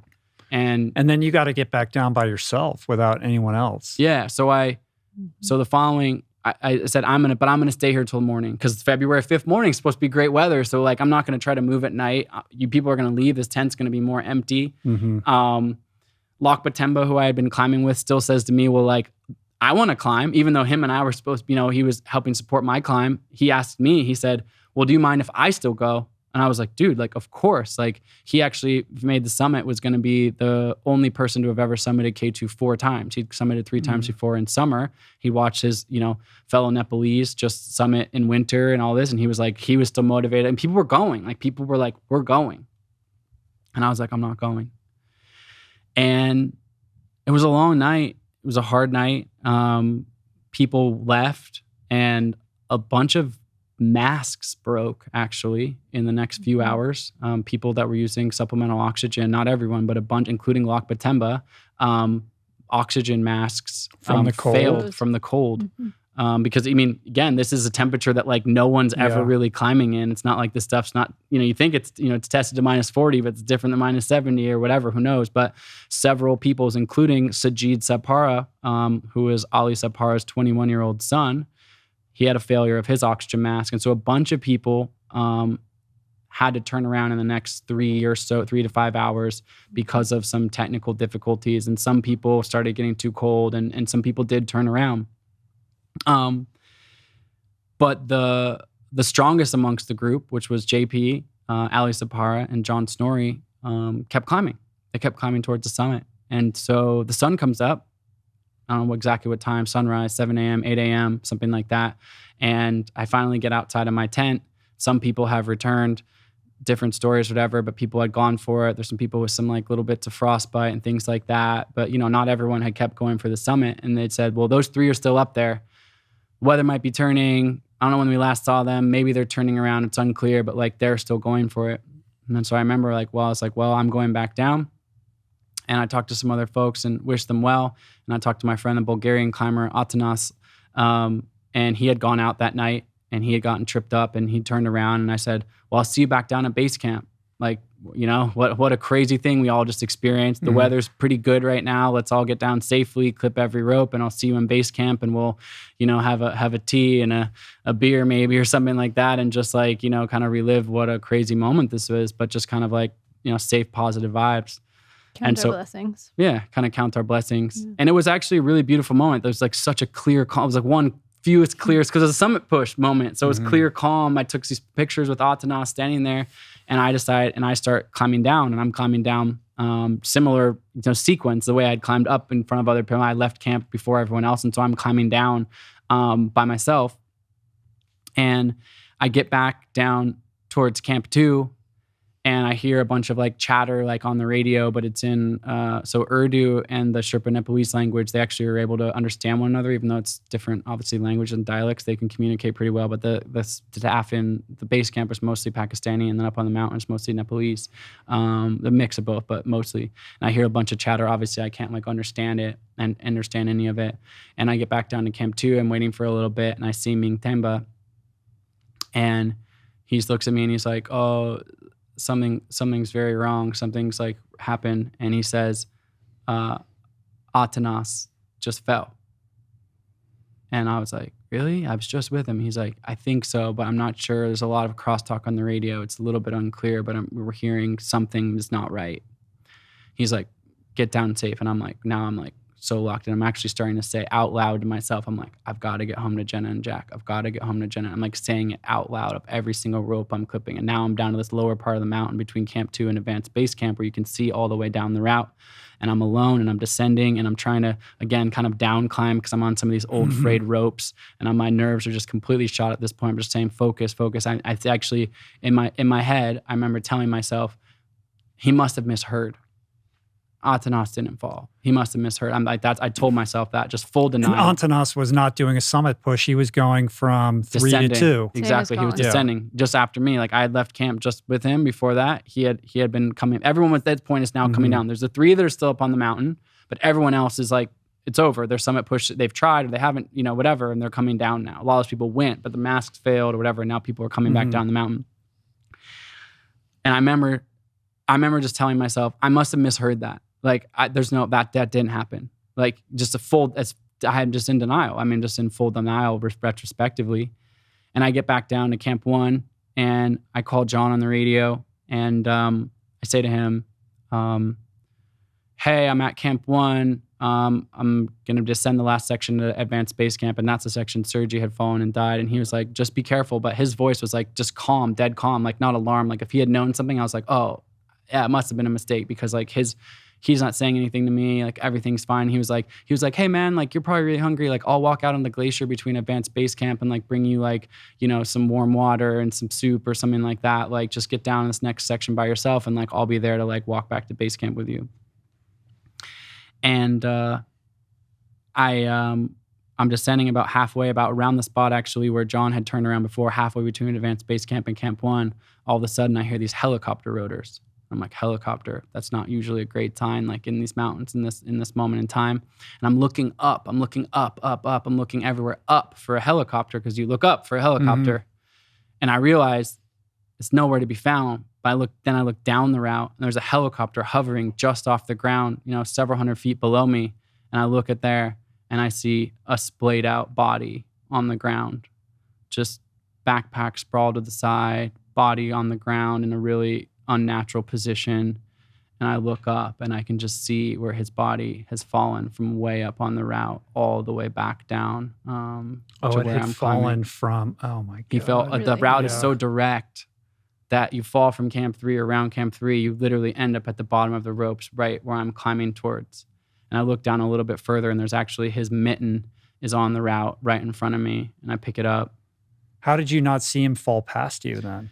It's just where I was on Camp 2, there's like some sort of like cliffs to edges where you can't see the whole route, but then when you get back to Camp 2, it opens up onto this big icy face. It's like, it's easy for me to picture in my mind, probably hard to picture as a It's so description, possible but it's he like, was just looking at the ropes versus looking. yeah, like when he came. So, but then in that moment, like it's like, there's no denying this. I'm looking at a dead body on the ground right below me where I'm climbing towards, and his mitten, I had just been with him, and I was just really breaking down. Obviously, but I was like, I got to get home to Jenna and Jack. I got to get home to Jenna and Jack because this last part is super, super consequential still. And then I got myself back down off of the ropes, and I'm still alone. And I recorded a little bit of this just so I could remember this intense moment, but just a really, really big breakdown, obviously, for me, just crying, and I couldn't believe it, what had happened, and it was horrible. And what's playing out horrifically on the other side of this is that John, Dr. John, even though he's talking to me calmly on the radio, Atanas' girlfriend, Sheni, had actually been in base camp, just like Jenna. She had been in base camp with us, and she had stayed on for the entirety of the expedition. And my mind immediately went there because I'm picturing, like, it's such a parallel experience. Like, my wife, Jenna, has just been with me in base camp. Yeah. Sheni had come to support him. Yeah. It makes me emotional, like really emotional, because she was such a beautiful supporter, and he was just so lively and funny. And like,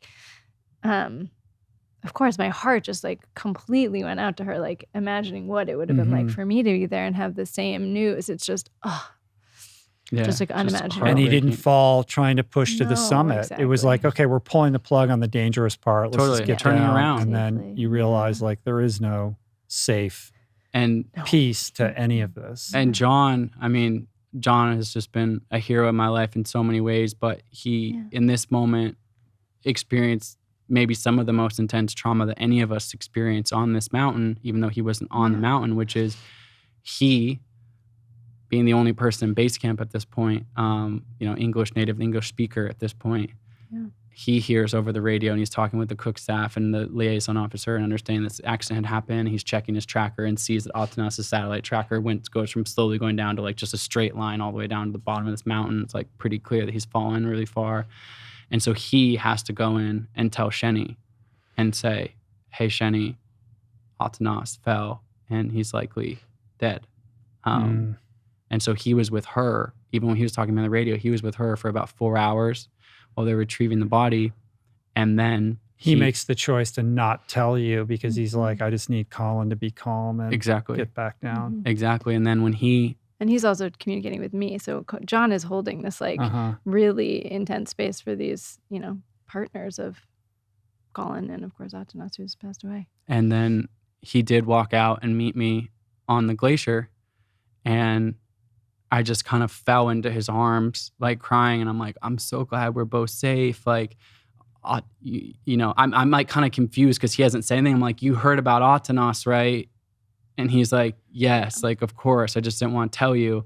And he's like, and furthermore, they grabbed the body from the bottom of the mountain where I saw the helicopter. They took his body, and then it's really hard to get helicopters in and out of. In Nepal, there's more helicopters. You can like get them more easily. But in Pakistan, it's all controlled by the military airspace. So the helicopters will only come in like a really basically body retrieval or like a really heightened like circumstance. You can't just be like, oh, tomorrow let me call a helicopter. In Nepal, you can do that. In Pakistan, you can't do that.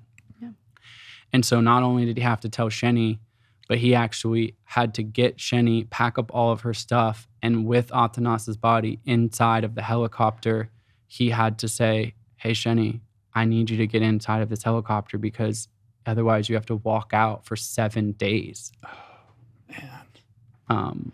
Just brutal. And so that's the space he's holding. And it's just, I mean, it's still hard for me to talk about, but it was a huge tragedy. And that's not even the biggest tragedy of this whole thing, which is, again, it's been a long story at this point, so I won't belabor it. But long story short, no one, it's getting into the evening, the later evening, and I'm back in base camp. And then 3 or 4 hours later, other people kind of start filtering back off the mountain. Everyone's so exhausted and tired from this push and all that stuff. And everyone's like, has anyone heard from JP? Has anyone heard from Ali? Has everyone heard from John? And Ali's son is waiting at Camp 3. Everyone's abandoning Camp 3 at this point, are coming down because the weather's coming in just like expected. It's the following afternoon, evening. The weather's kicking up. It's getting dark again. No one's heard from him. No one's heard from them. Sajid, this 21-year-old whose dad is like this famous world-class climber, taking him under his wing, taking his son out to these mountains, hasn't heard from him. We're hearing on the radio, I'm staying here. I'm waiting for him. Staying here. I'm waiting for him. And long story short, JP, Ali, and John Snorri never returned that night, and they also died pushing In for their this summit mountain push. on the summit push. They And it's never still, came back. their bodies were found 6 months later in the summer season. But there's still unclear what happened. They were all spread apart. Looks like they froze. Doesn't look like it was a fall. Unclear if they made it to the summit or didn't make it to the summit. But the net result is, 15 or so people went over there to attempt to climb K2 in winter, and 5 didn't come back. Atanas, Sergi, JP, John, and Ali. Between the 5 of them, they had 15 kids. It's, like I said, it's been a year and a half, and it's still hard to really fathom and really think about the tragedy and the loss. And also there's, I've done some therapy, I've done some work to kind of process a lot of this. And one thing was interesting for me that was kind of put into my mind by someone who I was working with was to kind of go through this. I went some visualizations back into that tent, back in that decision-making process, and, following my intuition and all of this, which certainly saved my life, was understanding the difference between trauma and grief. I guess I kind of put them in the same bucket in my mind. But fortunately, fortunately, it's not even the right word, but just the truth of my mental health at this point is that the trauma, the sort of PTSD, the waking up in the middle of the night afraid, is not prevalent in my experience in recovering from, and assimilating this into my life. But the grief is immense. I find myself crying and deep sadness around, losing these incredible, incredible friends and people who I just admired and people who were just right there in that moment. And then certainly replaying back the Shenny moment of that with imagining Jenna being that person, imagining that being, our story, and how close that could have been. But how is that not traumatic? Of course it's traumatic. Yeah. Especially the more that you could foresee how it could have been you. And then also traumatic for you, Jenna, to be a participant and sort of an observer of all of this. Like, how does that, with a year and a half of perspective on this, like, how does that shape how you think about these things and assess risk? Like, do you really need to keep doing this? Is there more to be learned from pushing to the next peak? Or is it time to assimilate what you've already learned and, find a different way to, grow and share? Mm-hmm. Yeah. For me, I don't know if Colin's ever showed this on the podcast before, but when I was 17, I lost my high school boyfriend in a motorcycle accident. And that was an earth-shattering experience for me. The person you're in love with, and yes, I was young, but in love with and think you're doing life with, to just all of a sudden be ripped from your life and heart is devastating, traumatic, all of the hard words. And then to be in a relationship with another risk taker. Right. Like, what's going on there? Yeah. Yeah. I probably chose it in right. my own way. Yeah. But I think, more so, I think Colin and I'll say, I compartmentalize for sure. I've definitely gotten good at that. Coping mechanism, call it whatever you want. But I do think that there's been a level of learning and trust and talking about intuition and gut that has certainly begun to play more heavily in decision making. And I also sometimes lean on the probably wishful thinking of that loss happened to me once in my life. Surely the universe is not going to teach me that lesson again, which I know is a compartmentalizing methodology. Right. That's like, did you ever read The World According to Garp? Yeah. So it's like the plane hits the house and you're like, we're good now. Right. Yeah. Nothing like that's ever going to happen again. Yeah. Like, I'll buy the house. Right. Exactly. Yeah. I will say, we, and we can talk about this after, but we did choose shortly after that to go back, and Colin was going to kind of go out there and climb again. I had chosen not to climb Everest, but it's an interesting thing. We certainly, I think in this moment in time right now today, are focused on creating a family and thinking about some, other goals that we have that aren't so risk oriented. yeah, I mean, I'd love to hear you. I mean, I want to clarify what I was saying about trauma before, not to say the entire experience was deeply traumatic and there's deep like trauma in there. Was trying to express was that I haven't had that kind of PTSD kind of shiver from this experience that I know is experienced by many people who experience trauma in all sorts of ways. But the trauma and certainly the sadness and the grief is, deeply prevalent and very much still on the surface in my day-to-day life. But also what Jenna said is interesting. There is a chapter in the book about this, so I won't give away the whole story, certainly, and probably not time for tell a whole nother long story. But 2 months later, we went to Nepal. And Posner was on that expedition, which he talked about at length on your podcast, and the frightening things we experienced and this avalanche we all get hit by. And I was there with Jenna. And Jenna made the decision to kind of surprise the heck out of all of us and actually attempt to climb Everest herself. And so 2 months later, after this K2 experience, we find ourselves back on a mountain, back at 8,000 meters, back climbing. And now I'm doing so with the person that's the most important person to me on the entire planet, which is Jenna. And I'll, let you read that in the book to get the whole story there. It's a powerful story, and it's one of the most impressive things I've experienced alongside of Jenna, and her courage and her strength. But there's also a piece of it that's to me about twofold. If that experience in K2 had been my last time climbing, I think that'd be really hard for me, because I would have been like, wow, I took this all the way up to the edge and then that was it. And I just walked away from it at that point. Do I need to go back and try to climb K2 in winter? Probably not. But I'm also glad that that's not the last expedition I went on. Not the last memory. The last memory that I have is standing on top of the world with my wife, and having this incredibly triumphant moment and carrying the flags of the 5 guys who passed and honoring them up there on those mountains. I think for me, as a sort of a closing thought anyways on this story, people have asked me a lot, are you afraid of dying?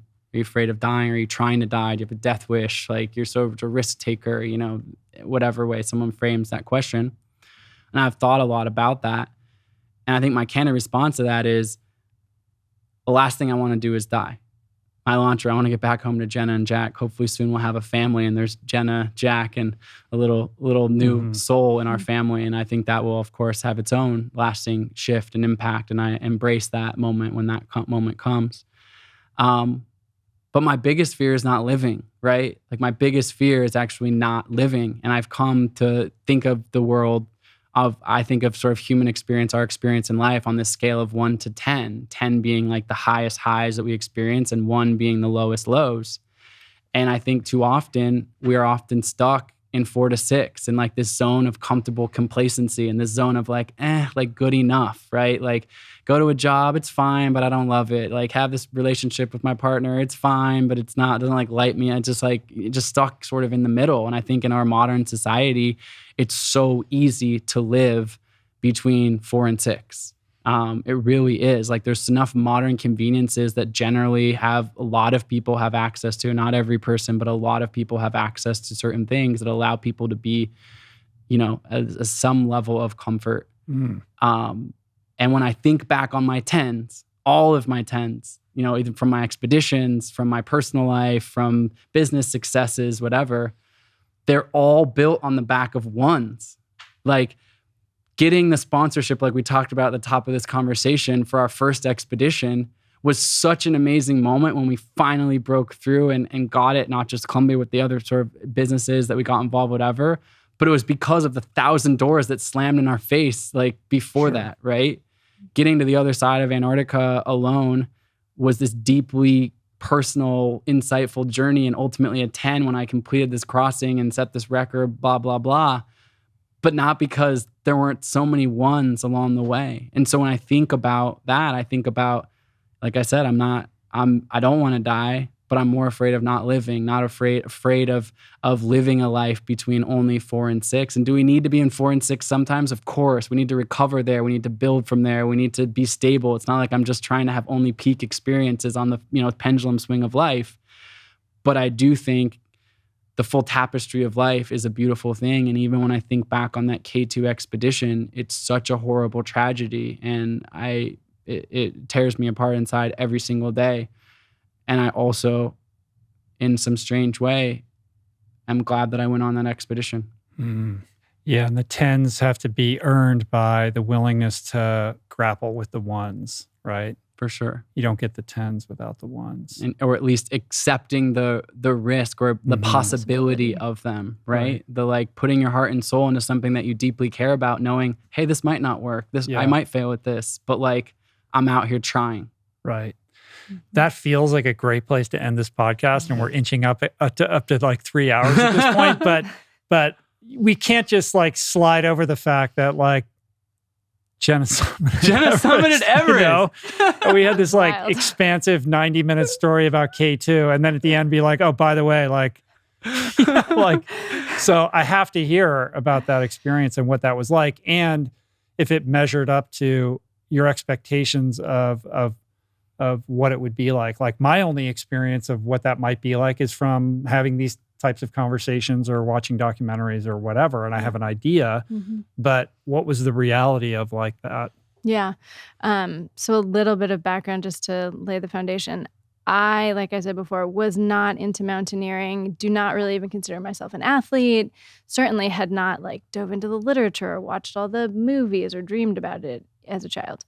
And so again, it's been an interesting evolution because I remember when Colin climbed in 2016 for the Explorers Grand Slam World Record Project, I, of course, was supportive of him doing it, but I was like, this is crazy. Do you really need to climb Everest? Like, that's such a, risk-taking venture. Like, I don't know if you really need to do that.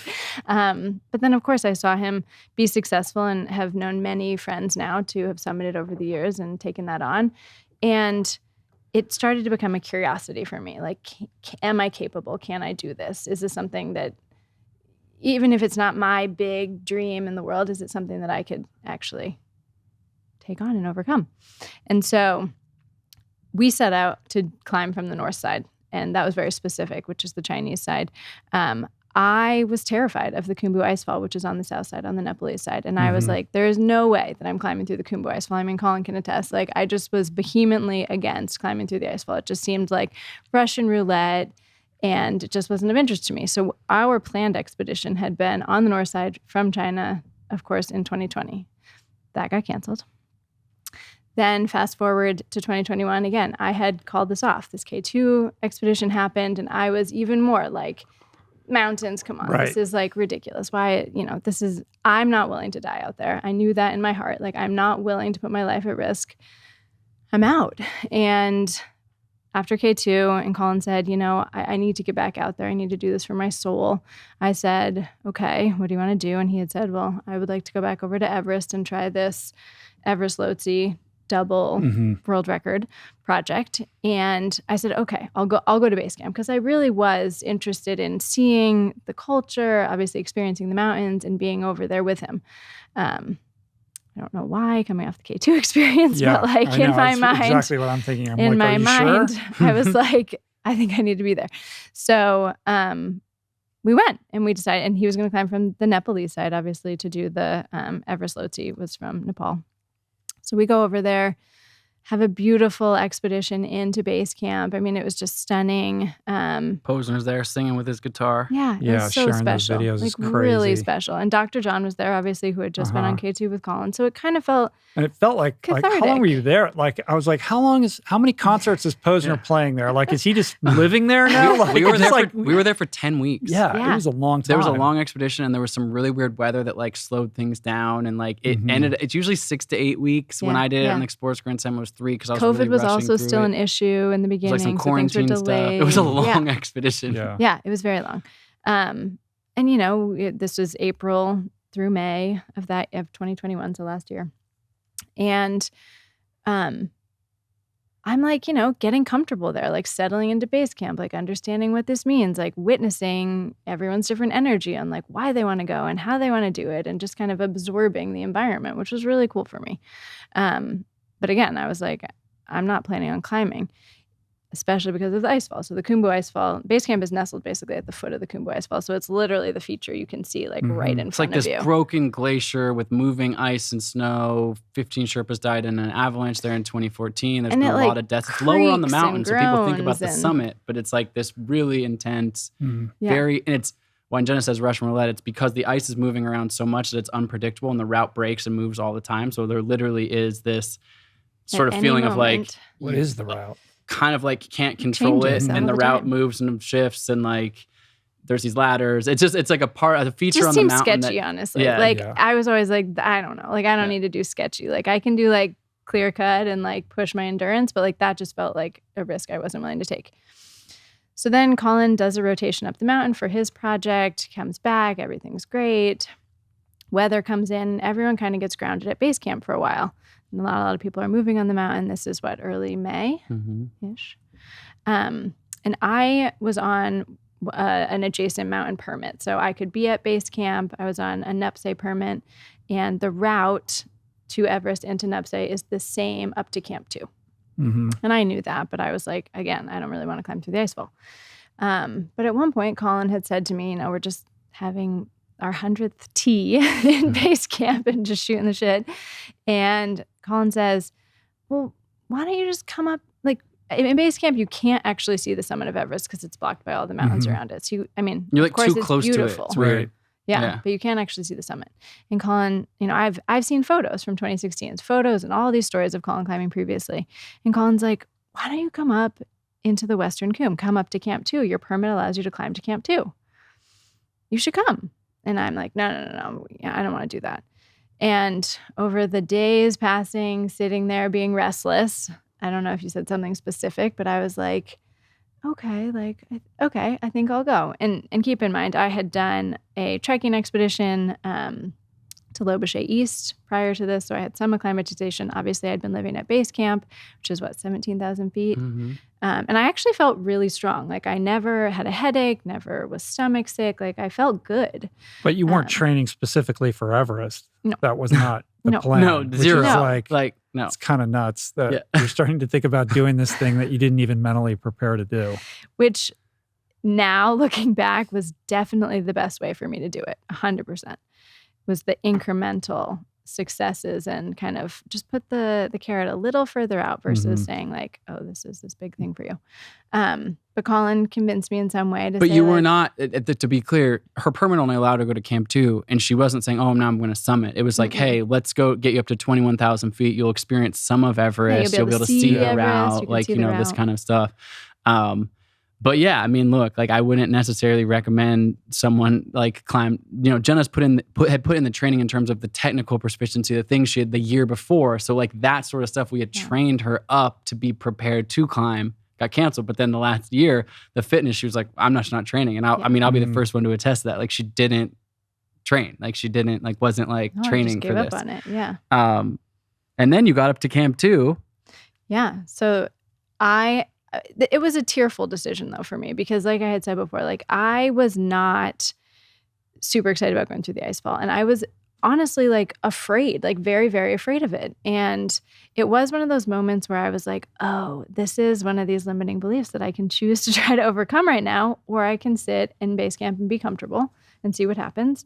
And it really was a decision to say, let's go up there and see what happens. And I think I climbed faster than I've ever climbed before because I was so frightened going through the icefall. I mean, Colin can probably attest. It was actually a pretty quick transit from base camp up to Camp 1, and we did push on to Camp 2 in a single push, which isn't common. Yeah, it was like and she's being very like I've been around obviously a lot of elite athletes and all the things in my life, whatever. Like Jenna showed some like deep like badassery strength that was like just another level. Like her times going up the mountain, like through from camp to camp, like was on parity, if not faster than most people who have been like training for years for this, who are like fit men, like whatever. And like it's interesting, like having lived with Jenna over time, 15 years, all the things we've done, like I've seen this side of Jenna before in these like, just like kind of like random spurt like moments of just kind of like when she fixes her mind on like something, like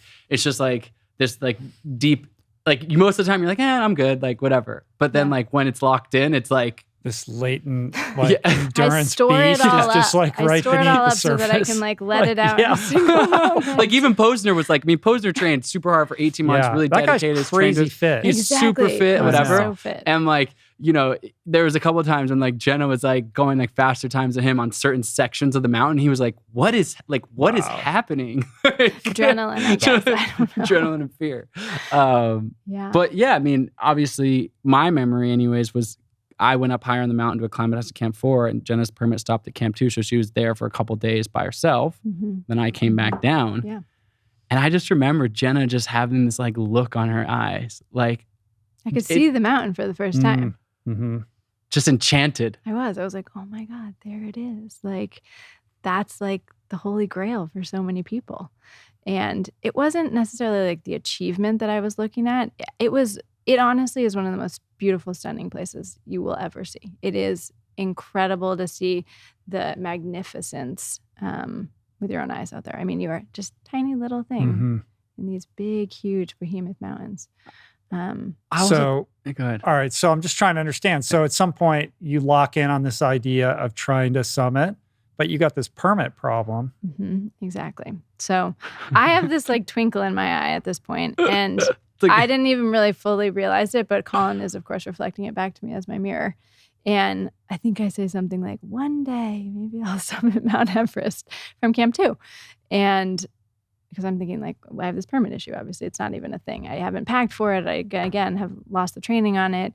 And so we climb back down to base camp, and you could tell the permit story. Well, first of all, when we were packing for Everest, Yeah. Jenna's 8,000 meter suit, so it's like a full down suit that you wear at the summit. The lower mountain, you can get away without having the full down suit, but definitely above Camp 2, you need like this full suit. Same thing I was wearing K2, whatever. Mm-hmm. And I had said to Jenna, in our garage back home, and I'm unpacking my K2 stuff, getting ready for Everest. I was like, well, do you want to just like bring it, like just in case, like, if it gets cold, or like just kind of like, in the back of my mind. And she was just like no. adamantly like, why would I pack my down suit? Like, I'm not climbing. I'm not climbing. And so she left it at home. I don't need that. Because of course, we got her all the stuff the year previous for this climb. So she didn't bring any, she brought the boots and like, but most of the part didn't like have the stuff. Yeah. And so she's like, one day. And I was like, one day, like, I don't know that like we're coming back here. Like, yeah. And Or even you were kind of certainly like, me. I was like, I don't know if I'm ever coming back here. Yeah. Want to start a family. It's just like other pieces, like other priorities. And it was like, but you're here and you're like doing amazingly well. I think part of this thing is Jenna's limiting beliefs, but also the power in having proximity to something. I think that there's something that's so in life. Jenna and I sometimes call this life demystified. If you see like the story I told before. You're around about, like, all these other people that are doing it. It's suddenly, that impossible thing suddenly seems totally accessible. Right. Yeah. Like any one of these people on Mount Everest at any time at their own dinner party on the respective corners of the world are like the person, the man or woman who like summited Everest. But now you're standing there with like a couple hundred people, and John, who summited a couple of times, I've summited a couple of times, Posner's there. Like, it's like, I took Posner up his very first mountain, Mount Hood, a couple years before. And like Jenna's watched him train and they're really good friends. Like, it's just like, there's something that like shifts. It's like, I actually write in the book in a different context. I write, hang out with 5 millionaires, you're likely to be the 6th. Hang out with 5 criminals, you're likely to be the 6th. It's sort of like you can assimilate. I mean, this is an extreme case of this, but I think you just sort of like, you were like, huh.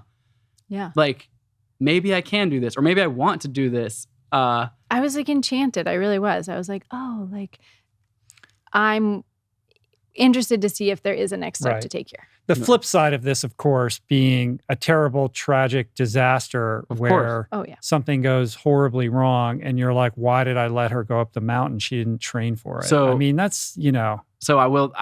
So I'll say the permits are real quick, and then we'll get to the summit push. Long story short, we asked some people in base camp, can we pull this off? And like, can we get a permit? And they're like for next year. It was like, do you want a permit for next year? Because on the mountain. Yeah. Like, how would that even work? And it's May 25th now, because we're stuck in the storm and it's getting late. Usually the mountain is shut down by May 25th. Like, everyone has climbed by then, but there's this weird weather that like shuts the mountain down for a couple weeks, really kind of unseasonable. And we're looking at a summit date on June 1st. Summiting Everest in June is like almost never happens. Like, literally almost never happens. Just like way too late in the season. The lower mountain starts to melt. And sure enough, I asked some actually Dawa, the same guy who had run the logistics on K2. We had gone and talked to him. And a couple days later, we're in our base camp, and there's a helicopter lands. We can hear a helicopter outside of our tent.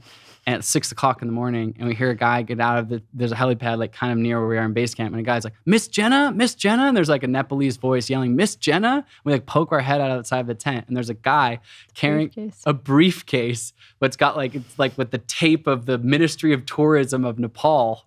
And he's like, Jenna's like, I'm Jenna. And he's like, he cuts open this tape off this briefcase and opens it. And he's like, here's your Everest permit.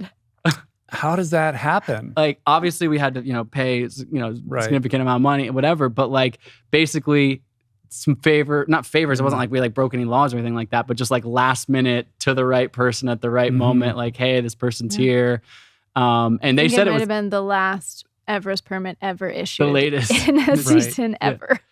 And we leave the next day. Issued on the mountain. On the mountain. Right. Yeah. What happens if you try to summit without a permit? Oh, I think it's really bad. Really bad. Yeah. I think you were banned from Nepal for 10 years. You can't come into the other mountain. It's like, it's not. It's a big no. You want to try No. And anyways, you share your perspective, but we basically went back up, and as Posner attested when he came here in Camp 2, there was a horrible, horrible incident. I mean, it was something that I had always worried about, because when you're in base camp, you hear all these avalanches falling around you all the time. And obviously there was a devastating avalanche disaster in 15 or 16? 15 was that. 15 was the earthquake. And then 16 was all the Sherpas dying in the icefall. 14 and 15. Sorry, my dates are wrong. And I don't know. I just even in these environments, I'm like, I don't want to die in an avalanche. I don't want to die at all, but I definitely don't want to die in an avalanche. And it's nerve-wracking. I mean, you're hearing these thunderous noises as you're walking around out there, and you feel very small and insignificant.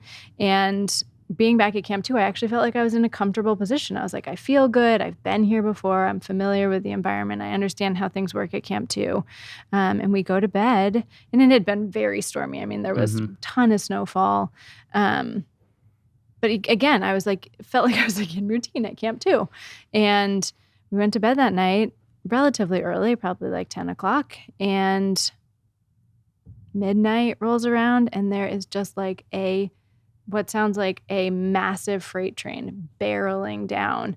And of course it happened so quickly, but it was definitely the most frightening experience of my life. I've never been in a situation where I actually felt like I was going to die. This huge, strong wind blew into the valley, into the Western Coombe, through our camp, through the camp next to us. And it was essentially the plume of an avalanche, and all the debris came down. And of course, I didn't understand what was going on at the time, but it was so cold up there. I mean, we were in my full down suit, in my sleeping bag, I had probably this much of my skin showing. And I had tucked myself underneath this other layer. And it was the one time that Colin and I had gone to bed head to toe. Because usually we would just sleep next to each other, normal head to head. And this avalanche comes down, this thunderous noise, and I all of a sudden can't really breathe, and it feels like there's an extra layer on top of my head. And so I'm yelling and shouting, but I can't move. I'm pinned in my sleeping bag. And I wake up to her just screaming, and her head is in the upside mountain where the debris and the avalanche plume is hitting her tent. And so her head is pinned under the edge of this tent, and she's just screaming, and I sit up, and I'm like, oh my God, it's an avalanche, and I pull her head. Basically, it was kind of he wedged. Pushes the tent fabric off of me, it pushes all the snow and whatever was on the outside, pulls me out, and I am shaking like a leaf. I have no idea really what's happened, and Colin says it's been an avalanche, and was just terrified. I mean, frankly, the worst feeling you could possibly imagine. I mean, when the tent was covering my face, I was like, oh, this is it. This is the thing that I didn't want to have happen, and now I'm experiencing it. Yeah. And Posner and Dr. John are in the adjacent, a couple tent. tents beside of us, and I get out after that because after it passes and kind of regroup and talk to folks. And to be honest, I was at that moment pretty well, we're definitely kind of going back down in the morning. Dining tents were down. The camp next to us, thank God, no one was there. They had gone higher on the mountain. Those tents were completely flattened. It was a bad scene. I mean, it wasn't good. And So how do you make the decision to do this? So like, I know. You know, It doesn't come make on, any like, sense, Rich. This is all like insane. You understand that, right? Like, Yes. I said to Jenna, so I said in the morning, I said, all right, so we'll just eat some breakfast and like, we'll get out of here. And I'll never forget this comment from Jenna. She's like, yeah, Camp 2 fucking sucks. Let's get out of here. And I'm like, yeah, we'll eat breakfast, then we'll climb back down one more time to the Kumbu Ice Fall and we'll go home. She was like, down? I said Camp 2 sucks. Let's get out of here and go up. I was like, if it's safe to go up, let's go up. You have to remember, I'm like replaying all the things that I didn't want to have happen. I think I'm going to die in the Kumbu Ice Fall. I just got hit by an avalanche. Like, I'm like, well, I guess if it's safe to climb, let's go up. That seems like the, for whatever reason, safest decision. And yeah, I mean, in the end, it all ended up working out. I mean, we climbed to Camp 3, spent a night there, climbed to Camp 4, spent some time in the death zone, and ultimately made a summit push. And it was, I mean, the most beautiful, majestic, like insanely rewarding thing to actually stand on the summit of the top of the world with Colin. I mean, it was pretty special. You said something before, Rich, that definitely triggered my biggest emotion on this entire thing, which is I have taken a lot of these risks, obviously, on my own and through Jenna's sort of deep support and partnership and camaraderie. But I've been the one in harm's way for the most part. Right. Now you're responsible for her well-being, and it's incumbent upon you when she says, what do you mean we're going down, we're going up, for you to be like, are you sure about that? Like, maybe that's not such a good idea. And when you get above Camp 4 in the death zone, the summit push, essentially, I had an experience in 2016 where I was coming back down the mountain. A woman that wasn't climbing with her, but that I knew had fallen down on the ground. Her oxygen mask wasn't working, and she couldn't get up.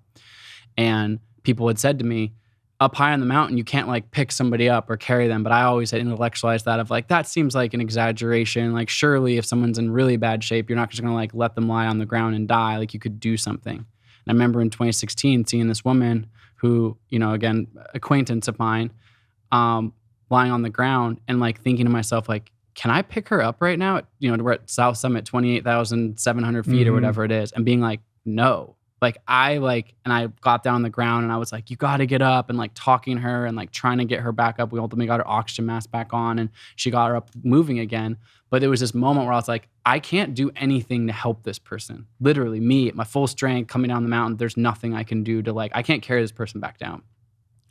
And so I remember feeling that feeling. And when we're leaving Camp 4 with Jenna and like being like, whoa, like I have actually been up here before, and I have just been in an environment where people died around me on K2. And now I'm here in this situation where it's like my role to like protect Jenna, but also being like, hey, Jenna, like up in the death zone, like if something goes wrong, like obviously I'll do everything I possibly can to make sure to save you or whatever if something went wrong. But like really, if I'm being honest, there's not a whole lot either of us can do to help each other if something goes really wrong. And we actually have, we know a husband and wife couple where the woman passed away on the mountain in 2016, and the husband survived. So I don't know, man. I would say summiting Mount Everest with Jenna was, of all my expeditions, obviously there's no world record or blah, blah, blah associated with Jenna and I summiting. I think we're the 5th married couple or something like that. Was the most beautiful, incredible experience to share, in like the highest 10 of all 10s, you know, to have that moment together.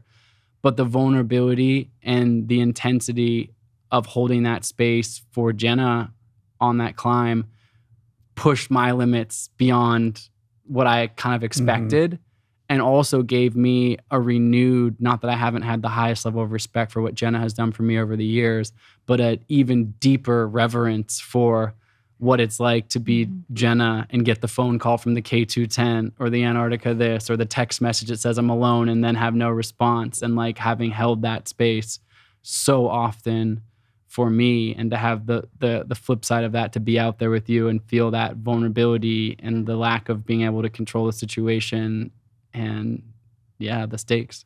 And not for nothing, to do it without really actually properly training for it. This is a cherry on top. I mean, and without that, I mean, yes, you had the technical training the year prior and had the fitness then. Yeah, it was surprising. But to do it in, maybe whimsical is too strong of a word, but in a less than entirely responsible like way, is impressive, also perhaps a little bit unhinged, maybe. I'm glad it all worked out. Yeah. And it's inspiring, but I'm pretty good here at sea level. Yeah. And I can get my head around the 12-hour walk, and we'll keep it at that. Yeah, let's Yeah. join us for the 12-hour walk Yeah. on September 10th. Let's get Skolnick to do it too. Let's get Skolnick will get, I'm sure he'll be down with it.